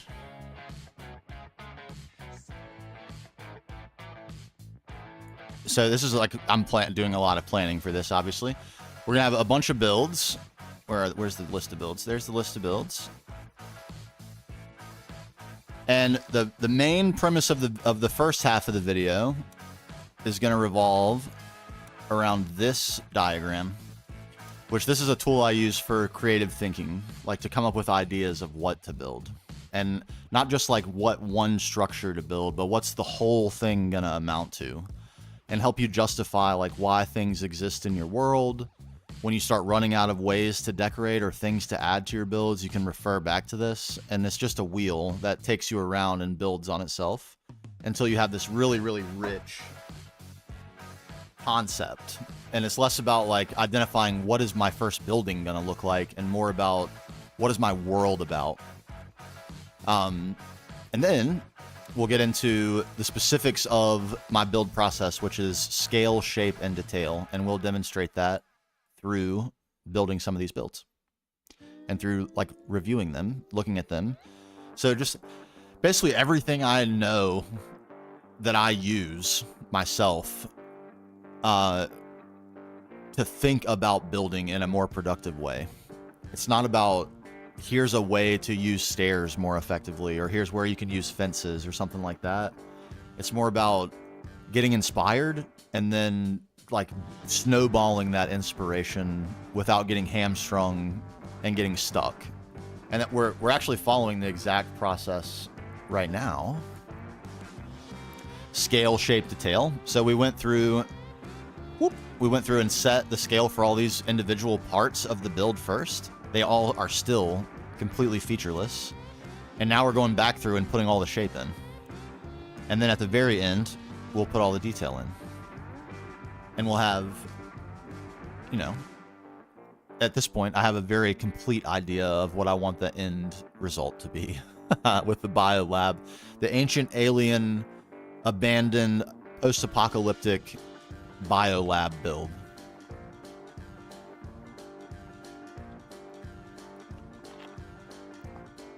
We'll see. Yeah, we'll see if it's that's the thing. It's a risk, right? I mean, I think it's going to work amazing for some and probably not as well for others.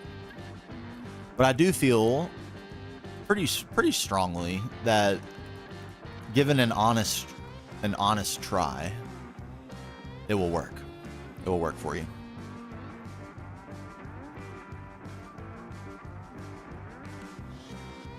That it's like this. There's like this question that is hard to get off of your mind. Like, how do I want this to look?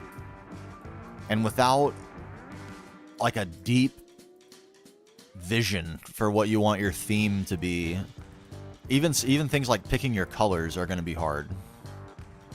Why am I worried about this? What am I doing?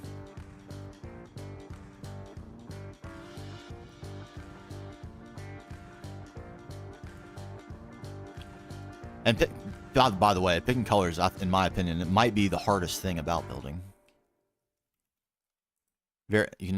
Naturally, we're not going very much color here.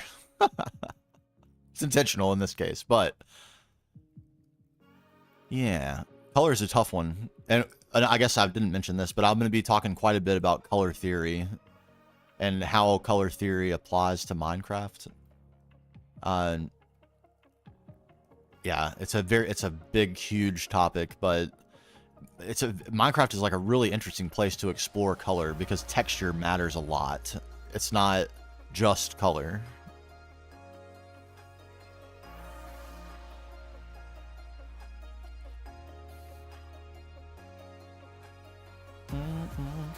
The first part about scale, Spaceman, is that it's literally all this starts as a single line. And then I will get really far away. This is probably maybe the most useful piece of advice I can give. Pick a place where you're going to look at your build from that's pretty far away and only look at it from that spot. I'm obviously looking at it from all over the place, but when I go to judge this build, I'm only going to judge it from right here. Because this has been my frame of reference the whole time. From the moment I started addressing scale at the very beginning, I did it looking at it from here. So as I evolve the shape and make sure they stay in the visual scale that I had in mind for all the different parts of this, I need to do it from right here. Otherwise, I'm not getting like I don't know, there's like some skew you introduce. So that's one really big piece of advice. But yeah, everything started as a line, and I would come out to this spot, look at the lines, and be like, yes, okay, if there were a bigger build there and it were that tall, it would look right in the context of these other builds. And then I'd go in and put more lines in. You start with one, and then you put like the box lines in, get back out and look at it. Is the box the right size? Are they all the right size together? Is the combination of boxes, do they work with each other? And yes, it's all coming. I call it taking a gander. You'll hear me say that a lot. It's during stream. We're just going to take a gander.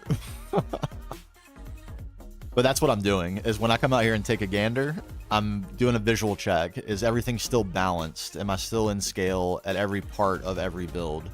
Is this window in scale with the size of this building? Is the size of this building, given the size of that window, in scale with these, given how the difference in where they are in your view?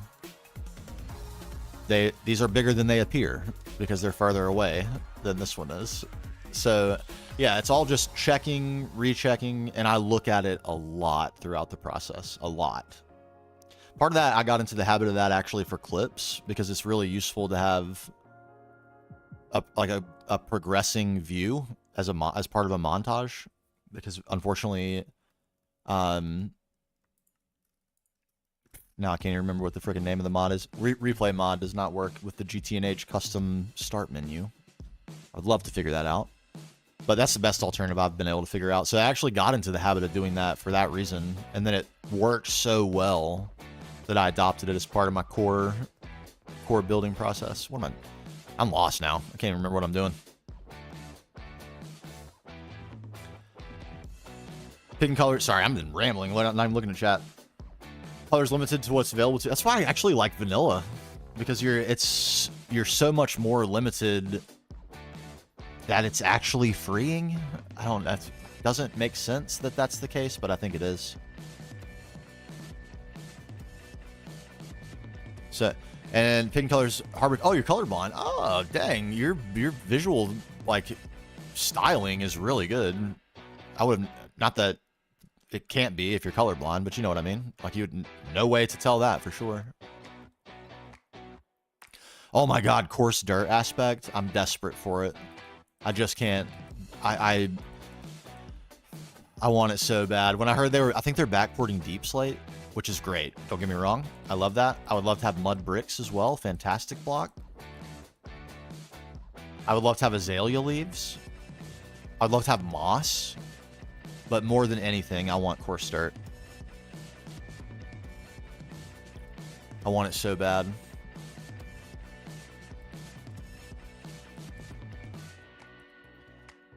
I'm neutered. My terraforming is appalling without coarse dirt.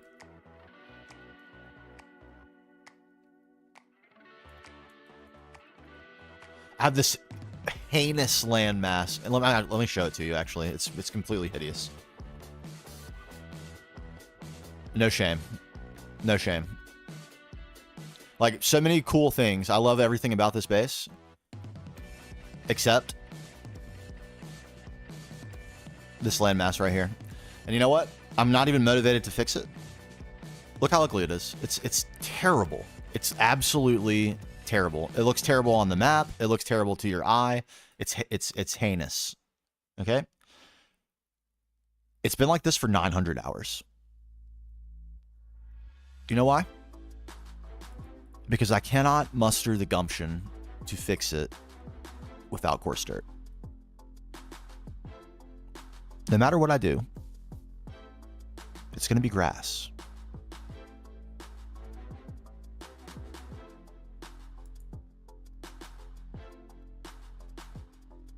Grass.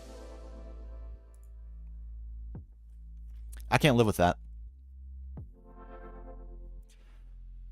It does. It's awful. I don't know how I thought this was even remotely acceptable, given the standard that we've set.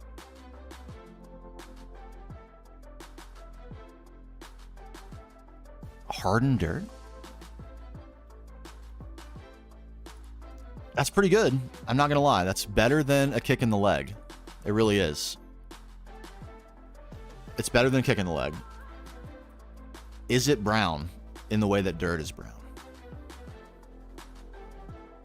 No. Is it excellent? Yes, it is. Would I use it? Absolutely, actually.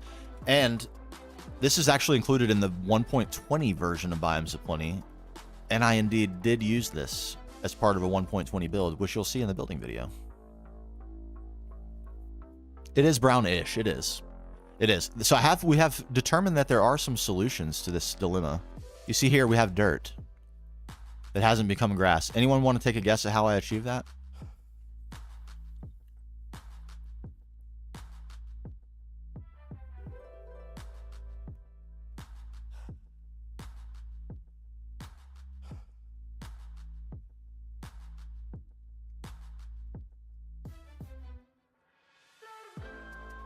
It's a micro block. It's a cover.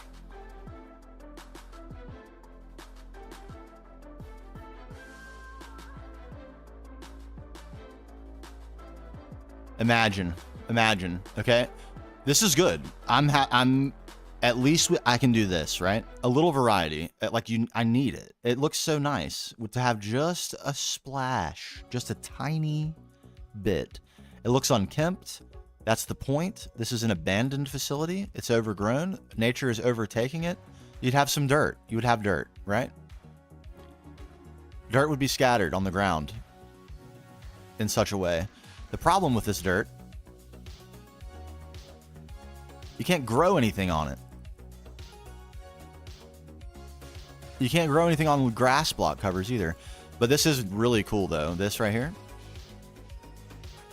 Lave on the bottom, grass on the top. Come on. Come on. Microblocks goated. I love them. I absolutely love them. I can't get enough.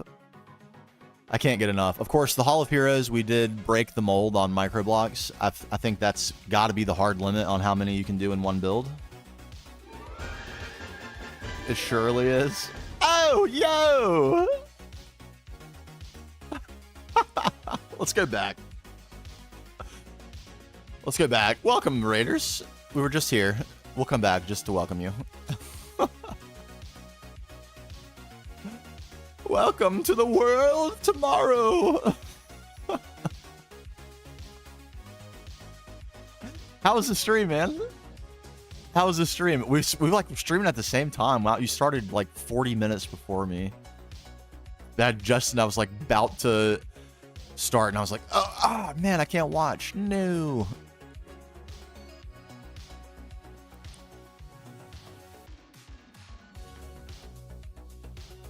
Is this thing on? Is he there? Real? Are you with us? Hello? Hello? Oh, I kind of love that I can be at the Hall of Heroes and see the laminar pond. Oh, I love it. I didn't show this yet tonight. I'm a huge fan of this. Well, your account isn't... They let you stream with no verified account? That's kind of cool.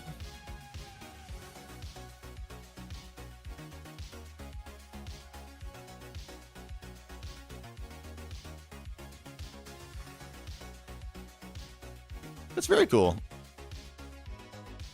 Boom, baby. And our sweet silo door. I should have put more detail into this. We may get around to it.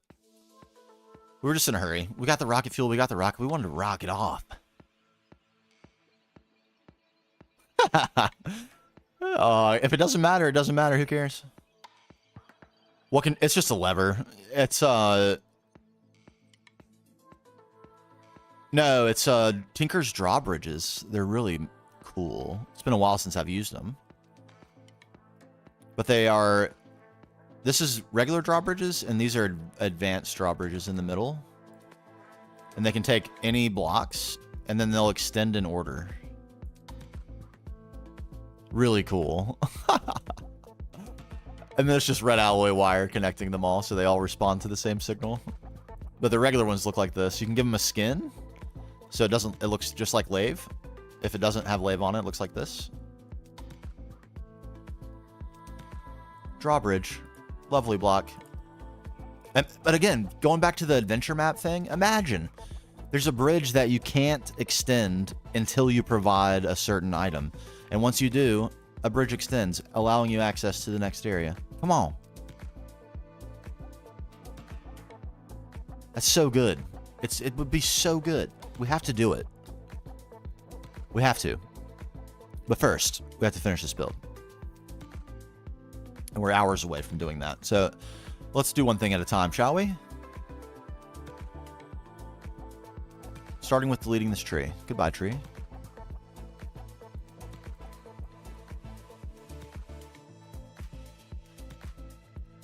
This song is a vibe. What song is this? Oh, dang it. Okay. Naturally, I have already used it.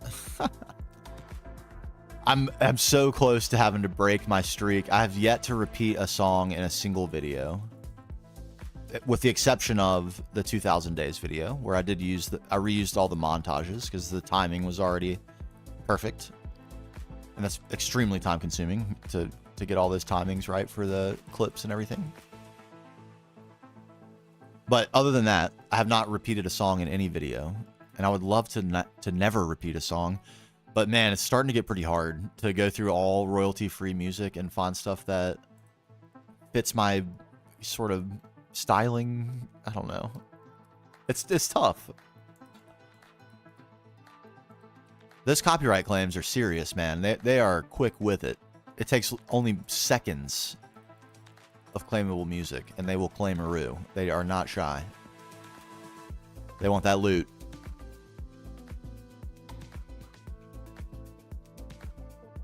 Man, the poison. I should do that. I do play drums. That's about I'm like decent. I wouldn't say I'm not like world class or anything like that. Not good enough to be a professional. But I have some musical ability. It's a non-zero. I can play the keyboard a little bit. Not nearly on the level of Vin though, for sure. And when I say not nearly, I mean we're not even in the same ballpark, much even less the same league.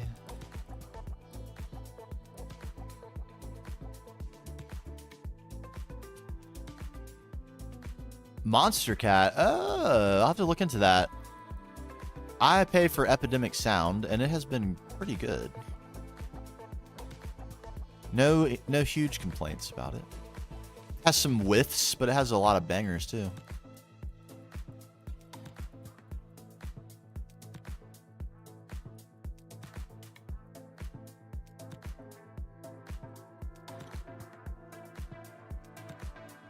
And I sort of have like, I don't know, I feel like a personal bias for EDM as it relates to Minecraft. I don't know why. I don't listen to EDM at all in my regular life. Like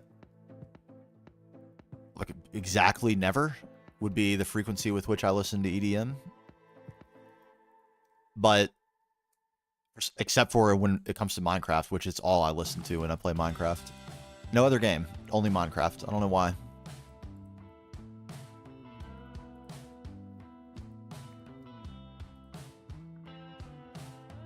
No other game. Man, I got so cute over here. Why'd I do this?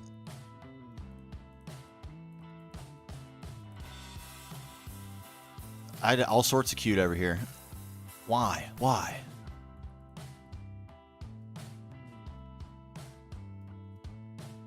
What is to be done about this? Is it nothing?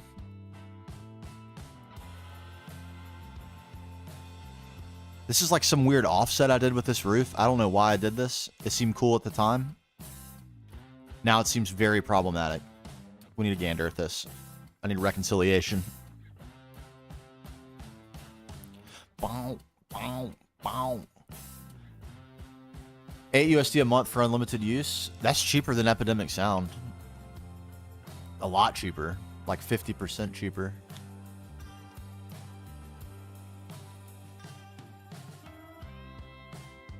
I did use some of this is what you're hearing right now. I used some like bluegrassy music for the first parts of the guide video that I thought fit the age really well. And that was fun too. But like now that pretty much in the technology age portion of the explanations, LV was Tuesday. Next Tuesday is going to be early power systems. It started to tilt a little more towards the technology sounding music. At least a little bit. A little bit. Okay. What do I do about this? Because this doesn't continue. There is no roof there. So what about under there? What goes there? It has to be something. Can't be nothing, can it? Can it be nothing?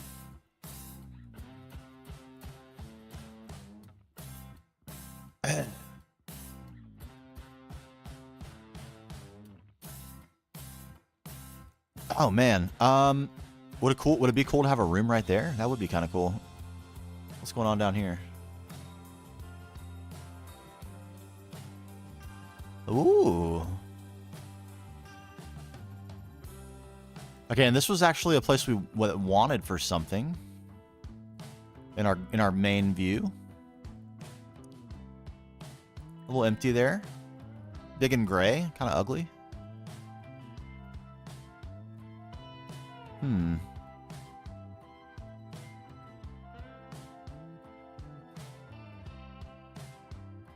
Okay. Okay.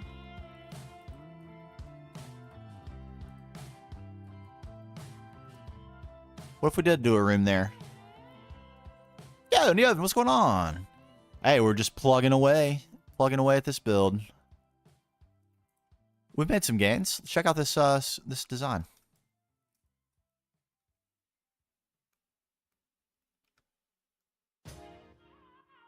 What do you think? Obviously still a little rough, but shapely. We got room to put our little grid pattern in. Some glass, some decor. And in the end, we may end up getting rid of the inner shape altogether. Who knows? The world is our oyster. Yeah, it came out. Like, there's maybe still some small tweaks needed. I feel like this is a little too short.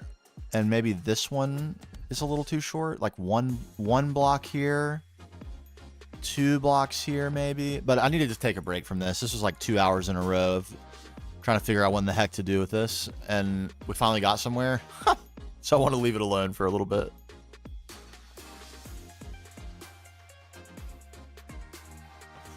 Oh, man.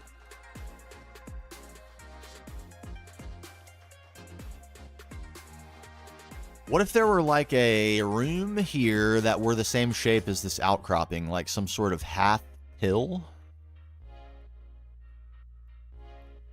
What have I done? Oh my god, I hope something. What's the last thing you saw? We finished the shape of this. That's the main thing. We've been doing a lot of talking and looking around too. It's been fun. Not much progress has been made though. I'm trying to figure out what to do in here now. I moved on from this. We made some gains, and then I got burnt out on this portion of the project, so I need to circle back to that. We'll get back to it. And now I was thinking, well, let's just reconcile this building then. It's the next thing kind of on the list. That's probably third. And then I started working on the inside, was going to put a floor in, and realized I did something weird here with offsetting roofs. Why I did that, I still am not really sure. I guess, like, surely it seemed like something smart to do at the time. But the result of that is that the two halves of the building up here are not the same shape, which irritates me. In order to fix that, I would come outside the line of this ceiling. So what do? One answer might be put something here.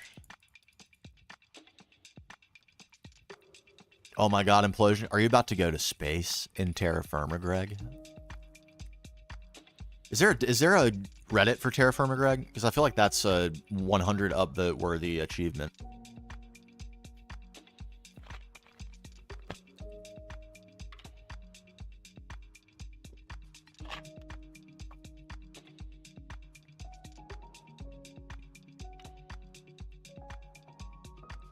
TFG is honestly insane. I don't think I have the appetite for it as a single player, but I think it would be a really fun multiplayer gaming experience.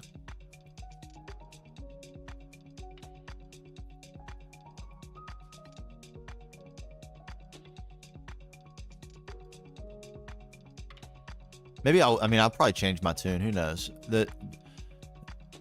When I reach the phase of GTNH where I have to be thinking about what to do with my time, who knows how the heck I'll be feeling.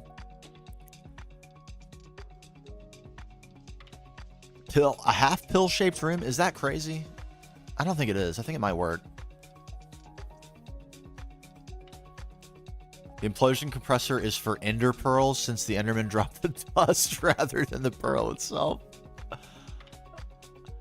Yes, so that's something I'm really interested in finding a way to make happen.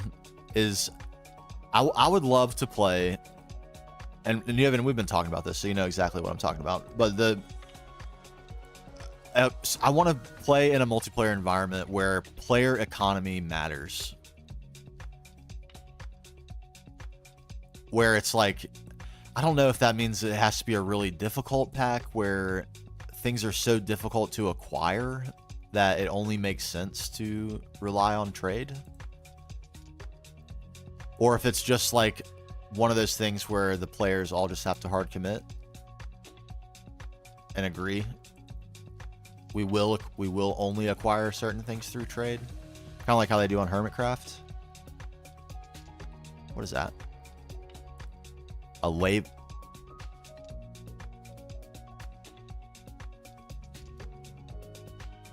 Where'd I even get that? Where'd I get one Lave 0?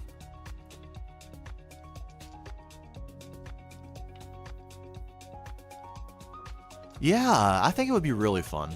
And maybe it is as simple as like you just have to self-impose rules, and therefore if you're willing to do that, then it could work just as well in any mod pack. Or even vanilla, for that matter.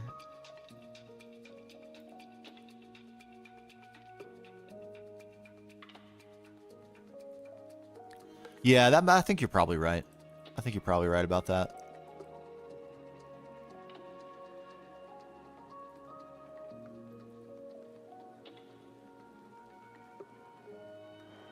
This actually isn't solving my problem at all. It's not solving the problem at all. This was a whiff. This does nothing for me. I'm just giving up on it. I'm not going to solve the problem. It's not being solved. That's the answer. Run away from your problems.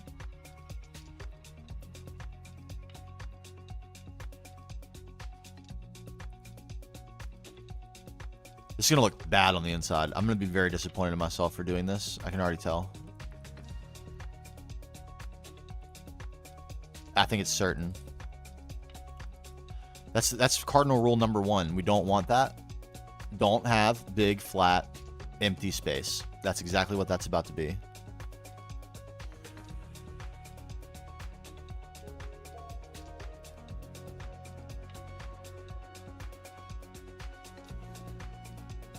Ooh.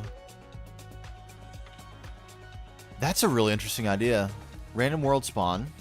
Everyone spawn randomly within a huge area.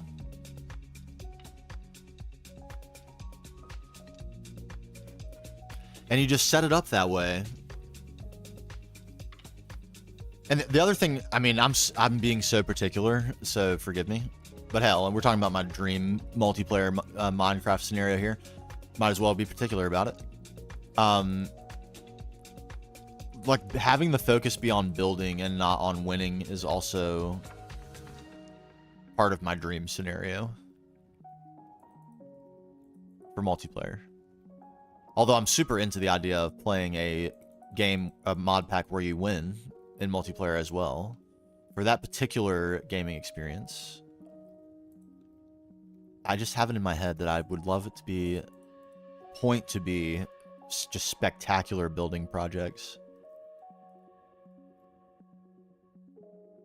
Like achieved via the trade, all of that intertwining, you know, it just, is it a dream? Maybe.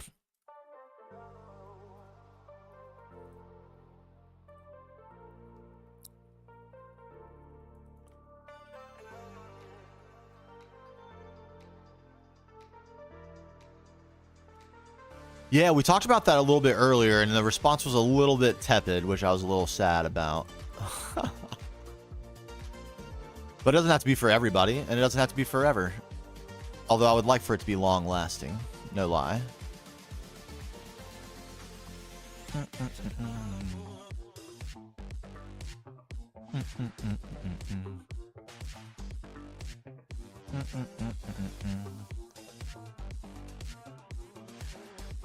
I think as we continue, am I actually making a decent shape here, or is this complete trash? It looks pretty trashy.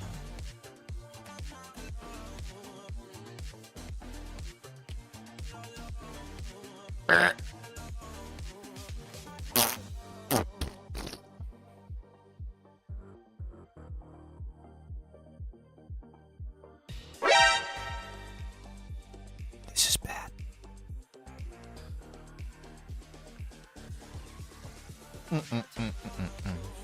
Create mod trains are one of the best things in all modding. It's sad that they don't get much use unless you go out of your way to use them. Yeah, so I think, here's what I think about create. I think first of all, I have no experience with it, so I have no personal opinion whatsoever on whether it's fun or cool or good. It looks really fun to me. I've heard from many people that they don't like it because it's been so core to so many mod packs for so long, which I get, because Tinkers was that way for me for a long time.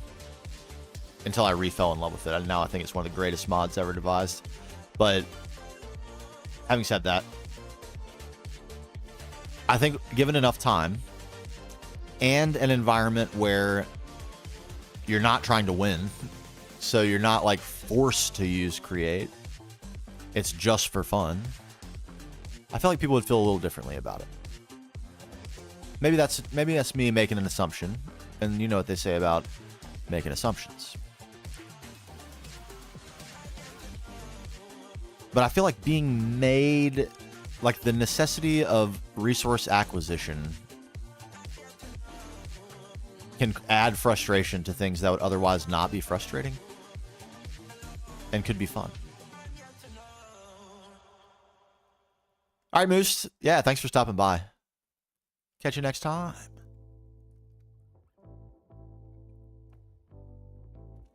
I think for me, I mean, this is me, and for, you know, to whatever degree, I'm acting as a Sherpa for people struggling with, like, kind of finding their way with Minecraft. In the context of playing purely for fun and not to try to win, I don't see how any mod wouldn't be fun. Even, like, there's some mods I really didn't enjoy in certain, like, I was never a huge fan of Pneumaticraft, for example. I love the crash landing mod pack, but when I got to the Pneumaticraft stand part of it, I was just like, meh. But only because I had to use it for things that were important. And in other circumstance where I was using it to try to do something fun or goofy, I probably would really like it.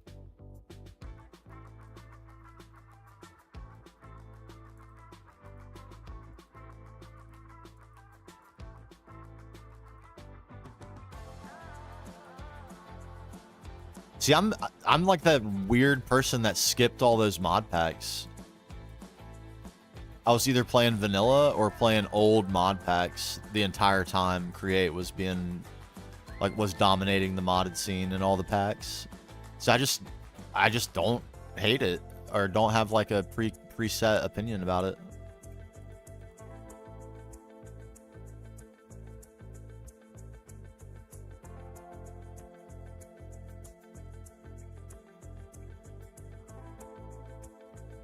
I get that. That's, you know, trying to find that balance in this world has been pretty tricky. That's why I like projects like this, because like a lot of it, even though I love building and that's like what I'm all about, you're hitting the nail on the head. If it were only building places to put more progression related stuff, it would be a lot less fun. What's up, Load? You just started GTNH a few weeks ago and you usually, oh, you're in for such a treat. You're gonna have the perfect mindset for it. I'm a huge fan of that conversion. In fact, that's my, this is like little known, only a few people would have heard me ever say this.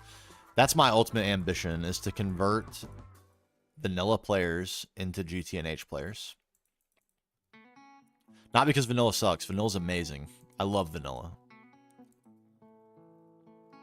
But because they will come in with the right disposition. Ready to play a single world for a very long time.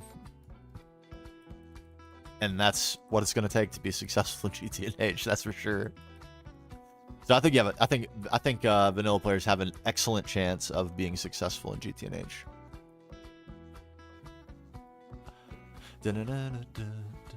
Modern was, I agree. I actually agree with that. One of the reasons I love GTNH so much is because it makes me nostalgic for modded Minecraft's glory days, which to me was 1.12 and before. I can't help but feel a little bit like an old man when I say stuff like that, but that's just the God's honest right there. Modded was at its best in 1.12 and before.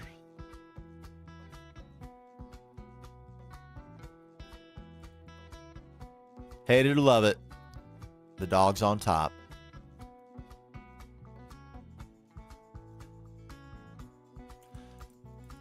And there's a lot of mods like that. And I understand, like, the mod developers got to move on with their lives. And, you know, whatever pittance they were making from hosting their mods on Modrent or wherever, they have to live. They've got to, you know, do things with their time that allow them to live. So I completely get it, but it still is very sad to see some of those mods go. Open blocks? Come on. That's been a staple of mod packs since like 2001.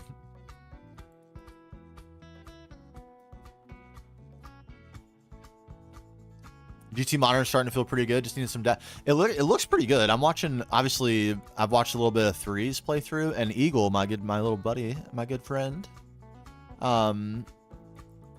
He's a really cool guy, by the way. I've spent some time talking to him in like person to person. He is a cool cat. If you're not subbed to him on YouTube, go subscribe to him. He's playing Money Factory. He's had a very interesting life experience, and is doing really interesting things with his life. Very cool dude. But anyway, I've been watching his Money Factory playthrough too, and there's a lot of cool stuff in there. A lot of cool stuff. And some of the mechanics have changed in ways that are a little bit goofy, but some of them are maybe for the better.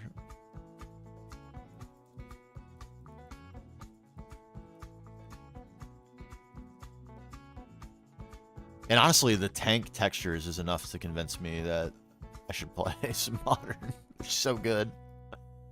What could I do with the tank textures?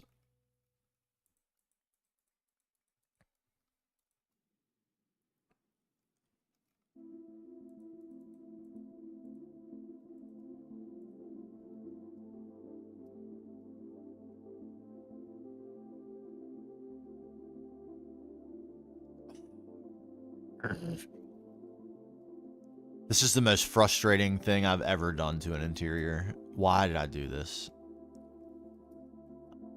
This is terrible.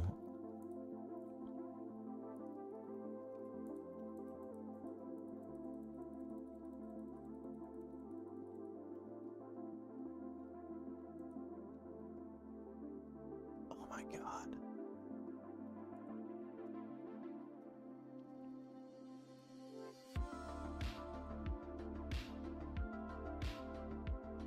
Okay. I need to get it through my head that this building cannot be the same on both sides. Not left to right or front to back. So get that out of my head. Expunge that idea. It cannot happen. I am so habit driven on this. Like, it's a huge part of my process to like go to fly through, check the right side, check the left side, make sure they're the same, like make sure I followed the patterns, blah, blah, blah. This is the worst for that. It's killing me. I did this on purpose though, so I gotta, we're learning, we're building our skills. By not challenging yourself, you don't grow. So I'm gonna rationalize this insanity that I've put myself in with that. And what am I doing? What am I doing?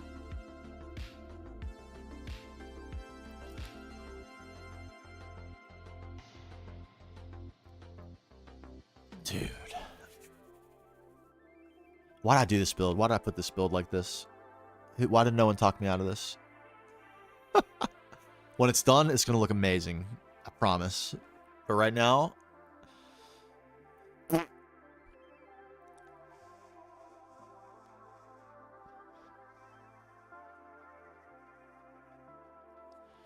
I need a long look at this. This requires a gander.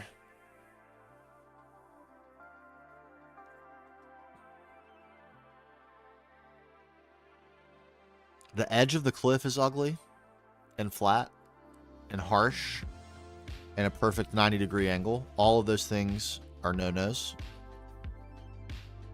It could be part of it. It probably isn't part of it though. It's just that this build is goofy.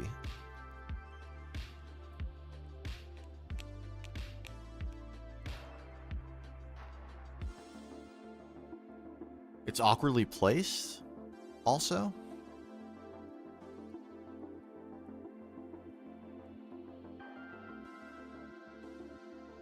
Is it? It's not really.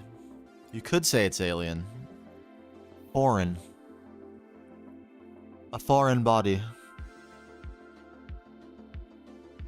That's good though. I'm pleased with that descriptor. This is exactly what we want.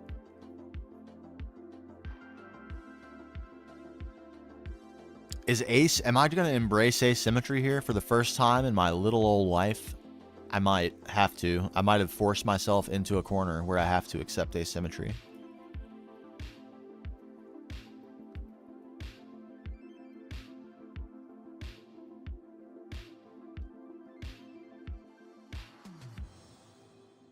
Or...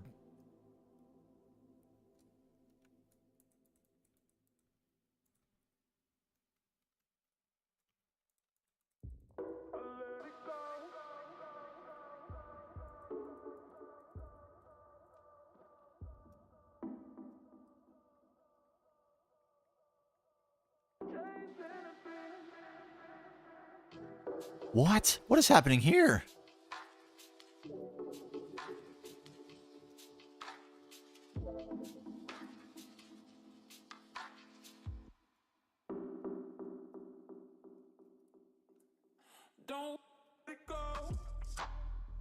Okay.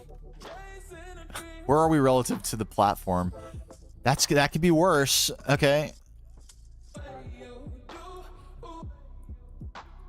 If we had a staircase right here, right into the level of the platform. Okay. And then we say, forget shaping this room. That's what we do. Easy. Easy decision. We don't shape the room at all. That's what we do. We shape the room not at all.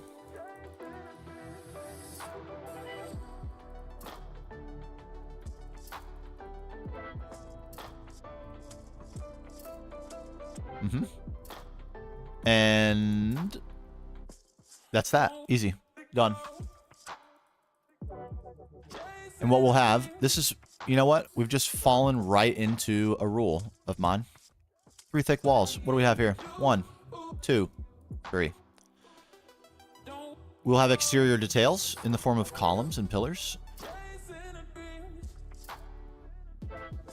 This is an odd... Why do we do this?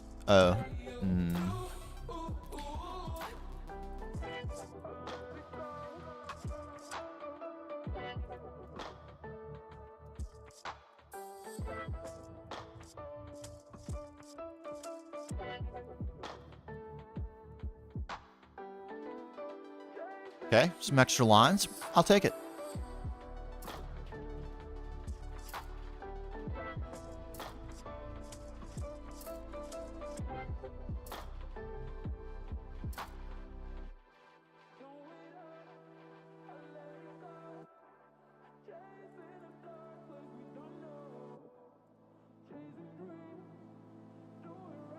Actually worked out.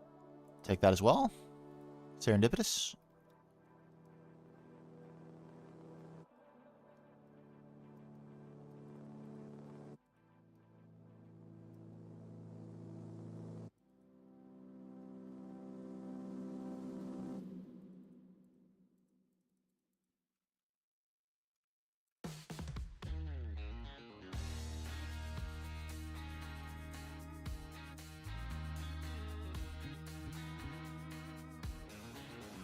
Don't ask me where this idea came from. I have no idea.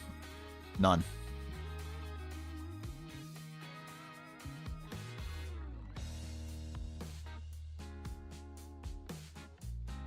Okay, it's looking liney. I'm with that. I like it. And on this side, there's an F. Fully. F for fully a failure. All right, Nevin.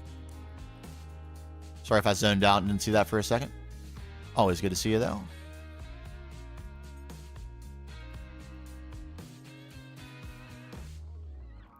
Bow. Bow, wow.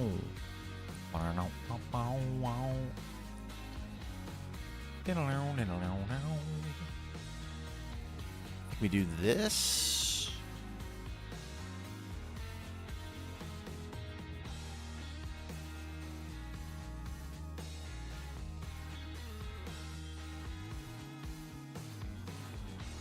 Oof, oof, oof, oof, oof, oof, oof.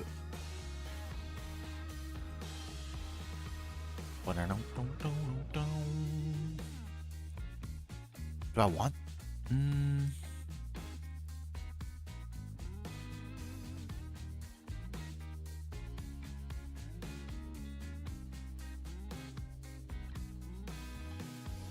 Oh, no. Okay, this isn't bad. This is an opportunity. It's not one that has to be sorted out right now, but that's something to keep in mind. The shape of what I was going for in there, that's not going to work. Something will work, though. It's a useful spot, and there's some interesting interconnectivity with the front of this mountain. Down there. Somewhere in there. Right there, maybe.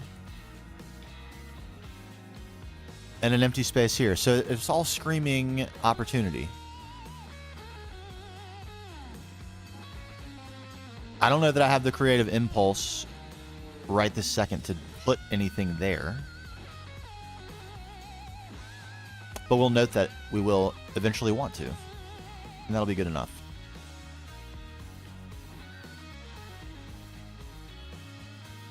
Covering for the path? A top for this? Alright, let's go here. This is a plain box. This has less going on than any other structure we have. I think it's time to spruce this guy up. It has a bit of interest. Only a bit. Yeah. Very small amount of interest.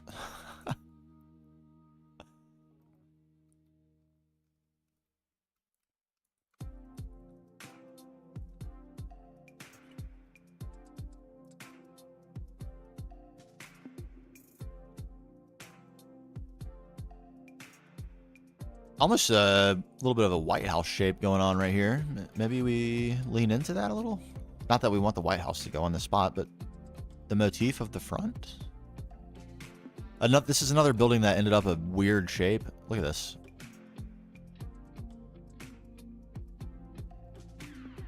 Very unusual shape. What do you do with that? Oh, that looks cool.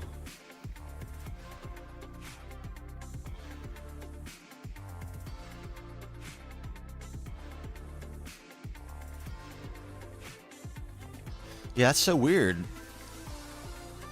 I made such strange... I must have been really on one when I was putting this together.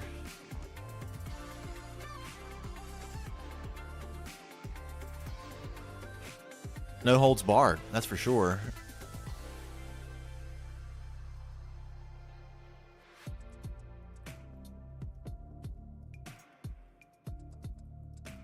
It was only like 2 days ago. What in the world?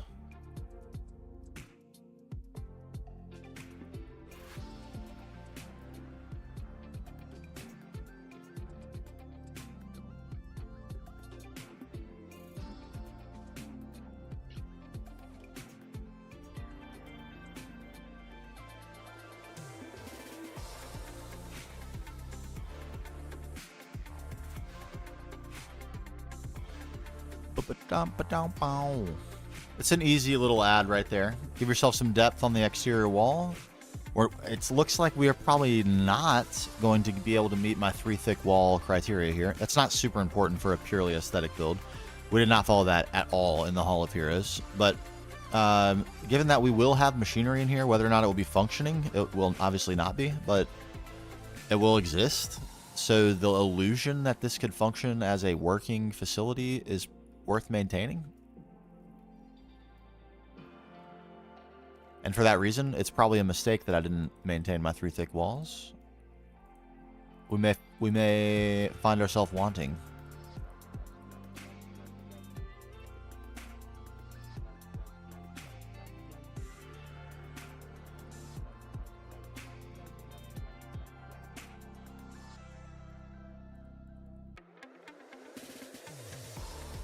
Like, why? Why did I do this?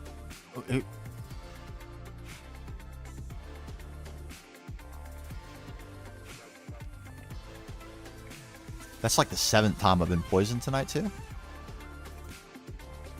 Sometimes Thaumcraft gets...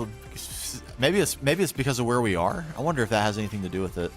I know that one of the Thaumcraft warp effects you can get is getting pumpkins on your head, but because I'm always wearing the nanosuit goggles of revealing, it literally never happens. So it has to skip that one. I wonder what happens when it rolls that and cannot execute it. I wonder if it picks one that it defaults to. There's some gameplay in my poison. It has been relentless this evening with the poison. Although I'd rather have that than nausea.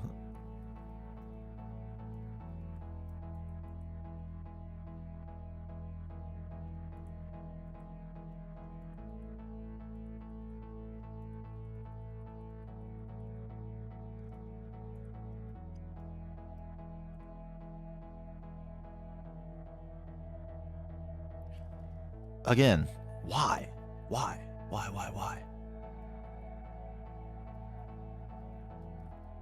We don't want that. Never that. Just bad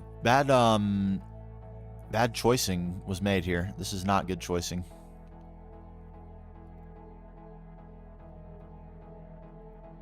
There's interest, like it's a shapely building, which is good.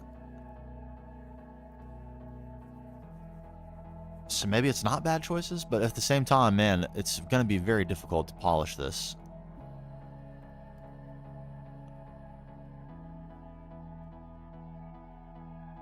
Where do I even begin?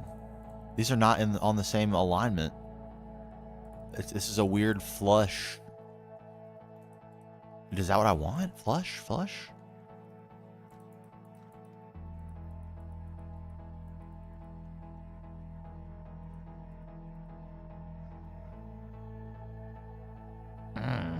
And now this pillar looks weird there.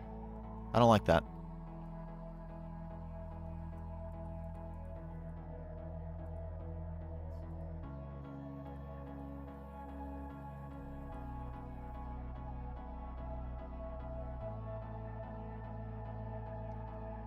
If we're going to have interest, then let's have interest, I say.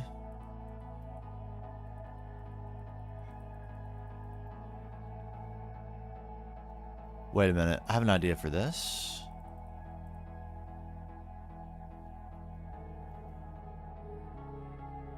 Wait just a minute.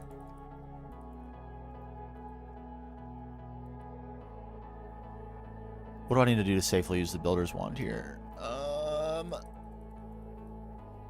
Is this safe? Should be safe, right? What about some geothermal piping?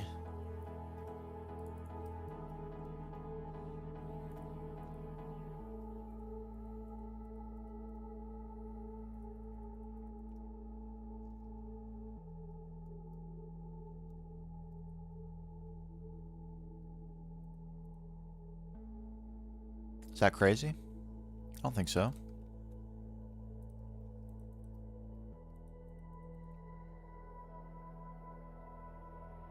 The smaller one needs to be in the front. Don't know why I didn't instinctively do that.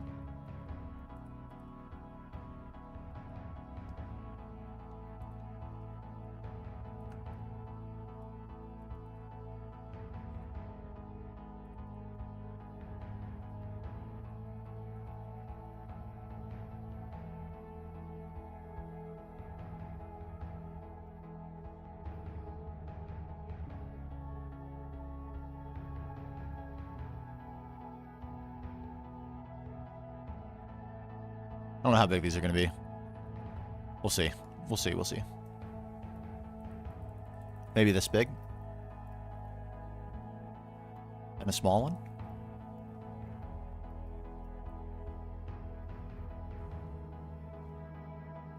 Hideous for the moment, but it's a little something more than nothing on this big flat wall. Some sort of casing. Microblocks will solve it.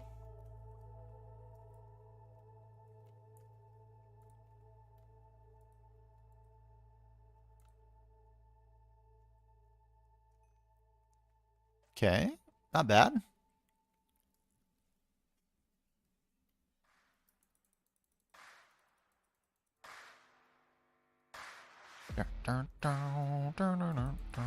I start the stream with this song. This is a good little warm-up song right here. A get hype song.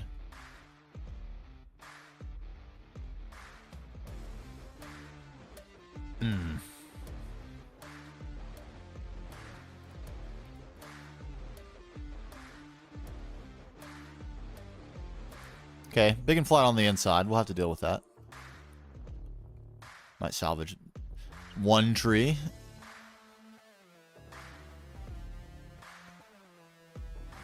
We do. It is a little naked around here. No life.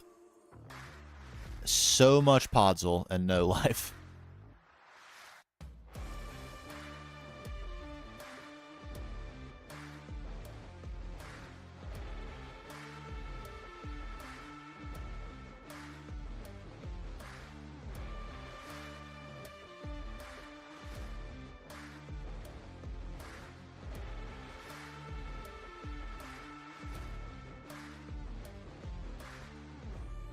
What's that?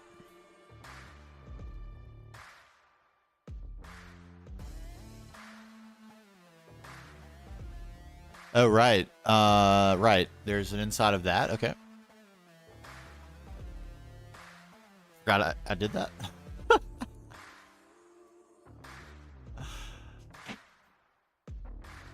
Some stairs, decking, interior staircase somewhere. 1 second, need my nighttime instructions.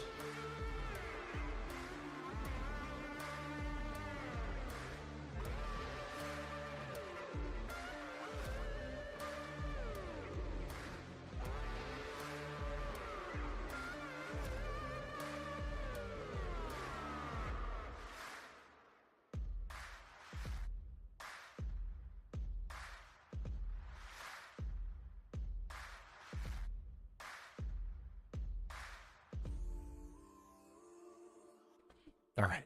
Instructions achieved. Have fun are the orders, as always. And also, apparently my wife might be going to Vegas. I'm excited for her, but also that's not cool at all. I'm useless on my own. Utterly.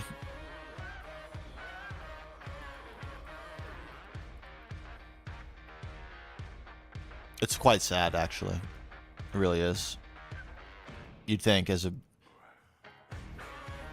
fully matured tall, yeah, that'll last me all of like 12 minutes in Vegas.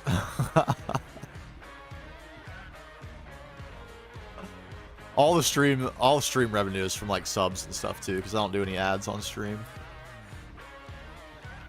And even if I did, it would be literally trivial pennies. 1 second. More instructions are required.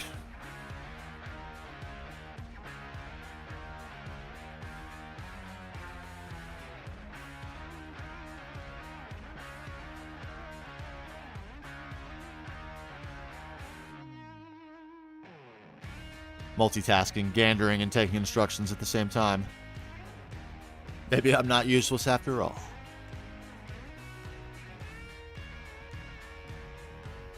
It's starting to feel...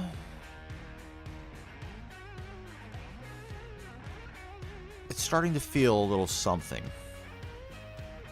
You know, it's really feeling like this is too large. 10, 15%, 20% too large.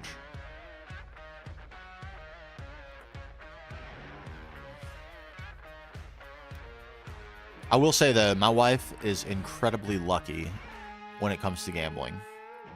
We're not huge gamblers. It's extremely rare. Literally only when we're in Vegas or Atlantic City or in like the Bahamas or somewhere where they have, which is an unbelievably rare circumstance for us.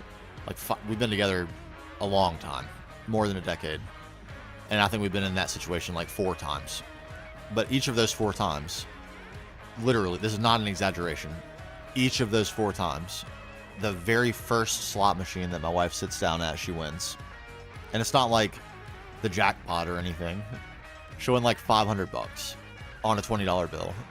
And then we always have free good times from there, from that one win. It's happened every time. It never fails. Very crazy. Okay. I think we're actually... There's one more structure that's needed, which is going to go right there. It's going to be a floater, and it's like almost not even going to be able to be seen because of render distance, which I can increase and probably will for the purpose of cinematics. But I do want it to be in the fog. It's going to be like right back here, almost the same as this, a little smaller.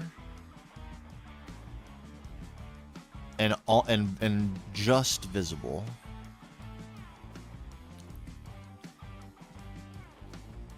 Like you can see how that mountain is right now. That's how I want this build. Shrouded in fog. But I think I don't really want. It's kind of out of sequence because I should set the scale of that now, but I already have the scale defined for the whole build, so I think putting that in last is no big deal. And I kind of want to put it in last once I get a better feel for what's going to go on up here. Sort of how some of this is going to come together. I sort of came through an idea there with staircase down, a wrap deck here. We'll have some way to get in between the levels inside.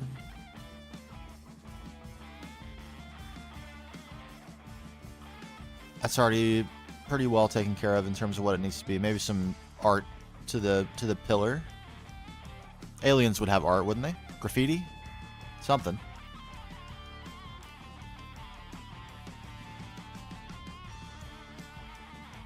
Walkway, so we need a door and a door. We've got our staircase situation happening right there. There needs to be... Yeah, these are not interconnected. We need to find some way to do that. We have the space for it, though. We have in reserve. We may poke something out here. And then some way up to that. And these have to be interlinked with, like, either chain or paths or something. We'll work that out. I'm not entirely happy with this. That was the first thing I think we built, and I don't like it. It's the wrong size. It's the scale of it is not. It's the right size in context of all the rest of the builds, but its own pieces aren't the right size. Like, this is too wide. That's too thick. It needs to be micro blocks. Just little things like that. But okay. I think we've got some gains here, some shape gains. And maybe, I don't know if that lava is going to stay, but that's a cool little area for a little something as well. I don't want to, I'm kind of don't really want to do scope creep on this one, like we did on the Hall of Heroes. So I kind of want to stick to my, like, I'm still open to adding something there. And we want to do the extra structure in the back in the fog. But if I keep looking at spots and be like, oh, that'd be perfect for a build. Oh, there's distant area there, we could put something in the distant. This will be never ending. I'll do that forever, just like we did with the Hall of Heroes. 100 hours, poof. And I'm already, I think 2 days ago, it's been a month and 2 days since the last Corrupted World episode. So I want this to be a spectacular build, but not 112 hour spectacular. Maybe like 70 hour spectacular. The Crypt of Odin was a 70-hour build, and that ended up pretty good. So I think in 70 hours we can do some good stuff. Save that 30 hours for the edit. Okay, I'm rambling. Let's end it right here. We're right on time. It's 10:28. So I mentioned at the start of the stream, we're going to have a little bit of slight modification to the stream schedule tomorrow because I made a big-time boo-boo at work, and I got to fix it. So I don't know if I'm going to... My stream schedule for tomorrow is supposed to be 8 a.m. Eastern time to 1 o'clock Eastern time. I have a meeting that I have to attend tomorrow from 10 to 11 Eastern. Got the vacuum freezer. Let's go. Let's go. Oh, man, don't interrupt my... I'm celebrating right now, bats. Get...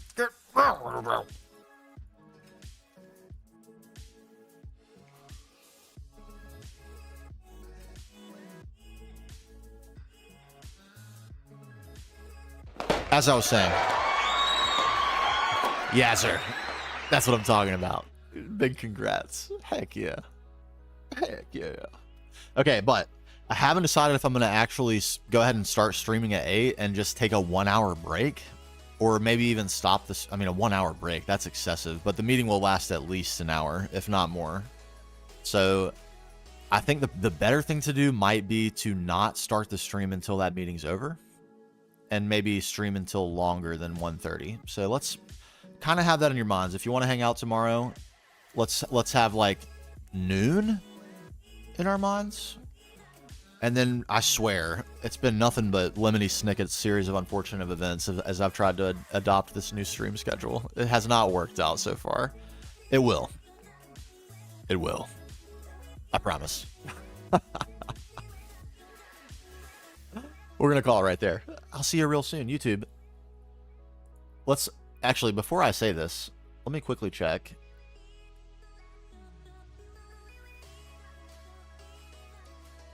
Are Cat and Vin on? Because they stream on YouTube too. They are. They're playing Final Fantasy? Let's go watch. Cat's Cozy Games on YouTube. I'm going to put it in the chat right now. They're primarily GTNH players. They're very, very far in the game, like UHV, something really close to the end game. They're also doing a multiplayer run. They're really, really cool. So go hang out on YouTube if you would like. And Twitch, I'm going to send you there right now. So farewell, everyone. Bye-bye.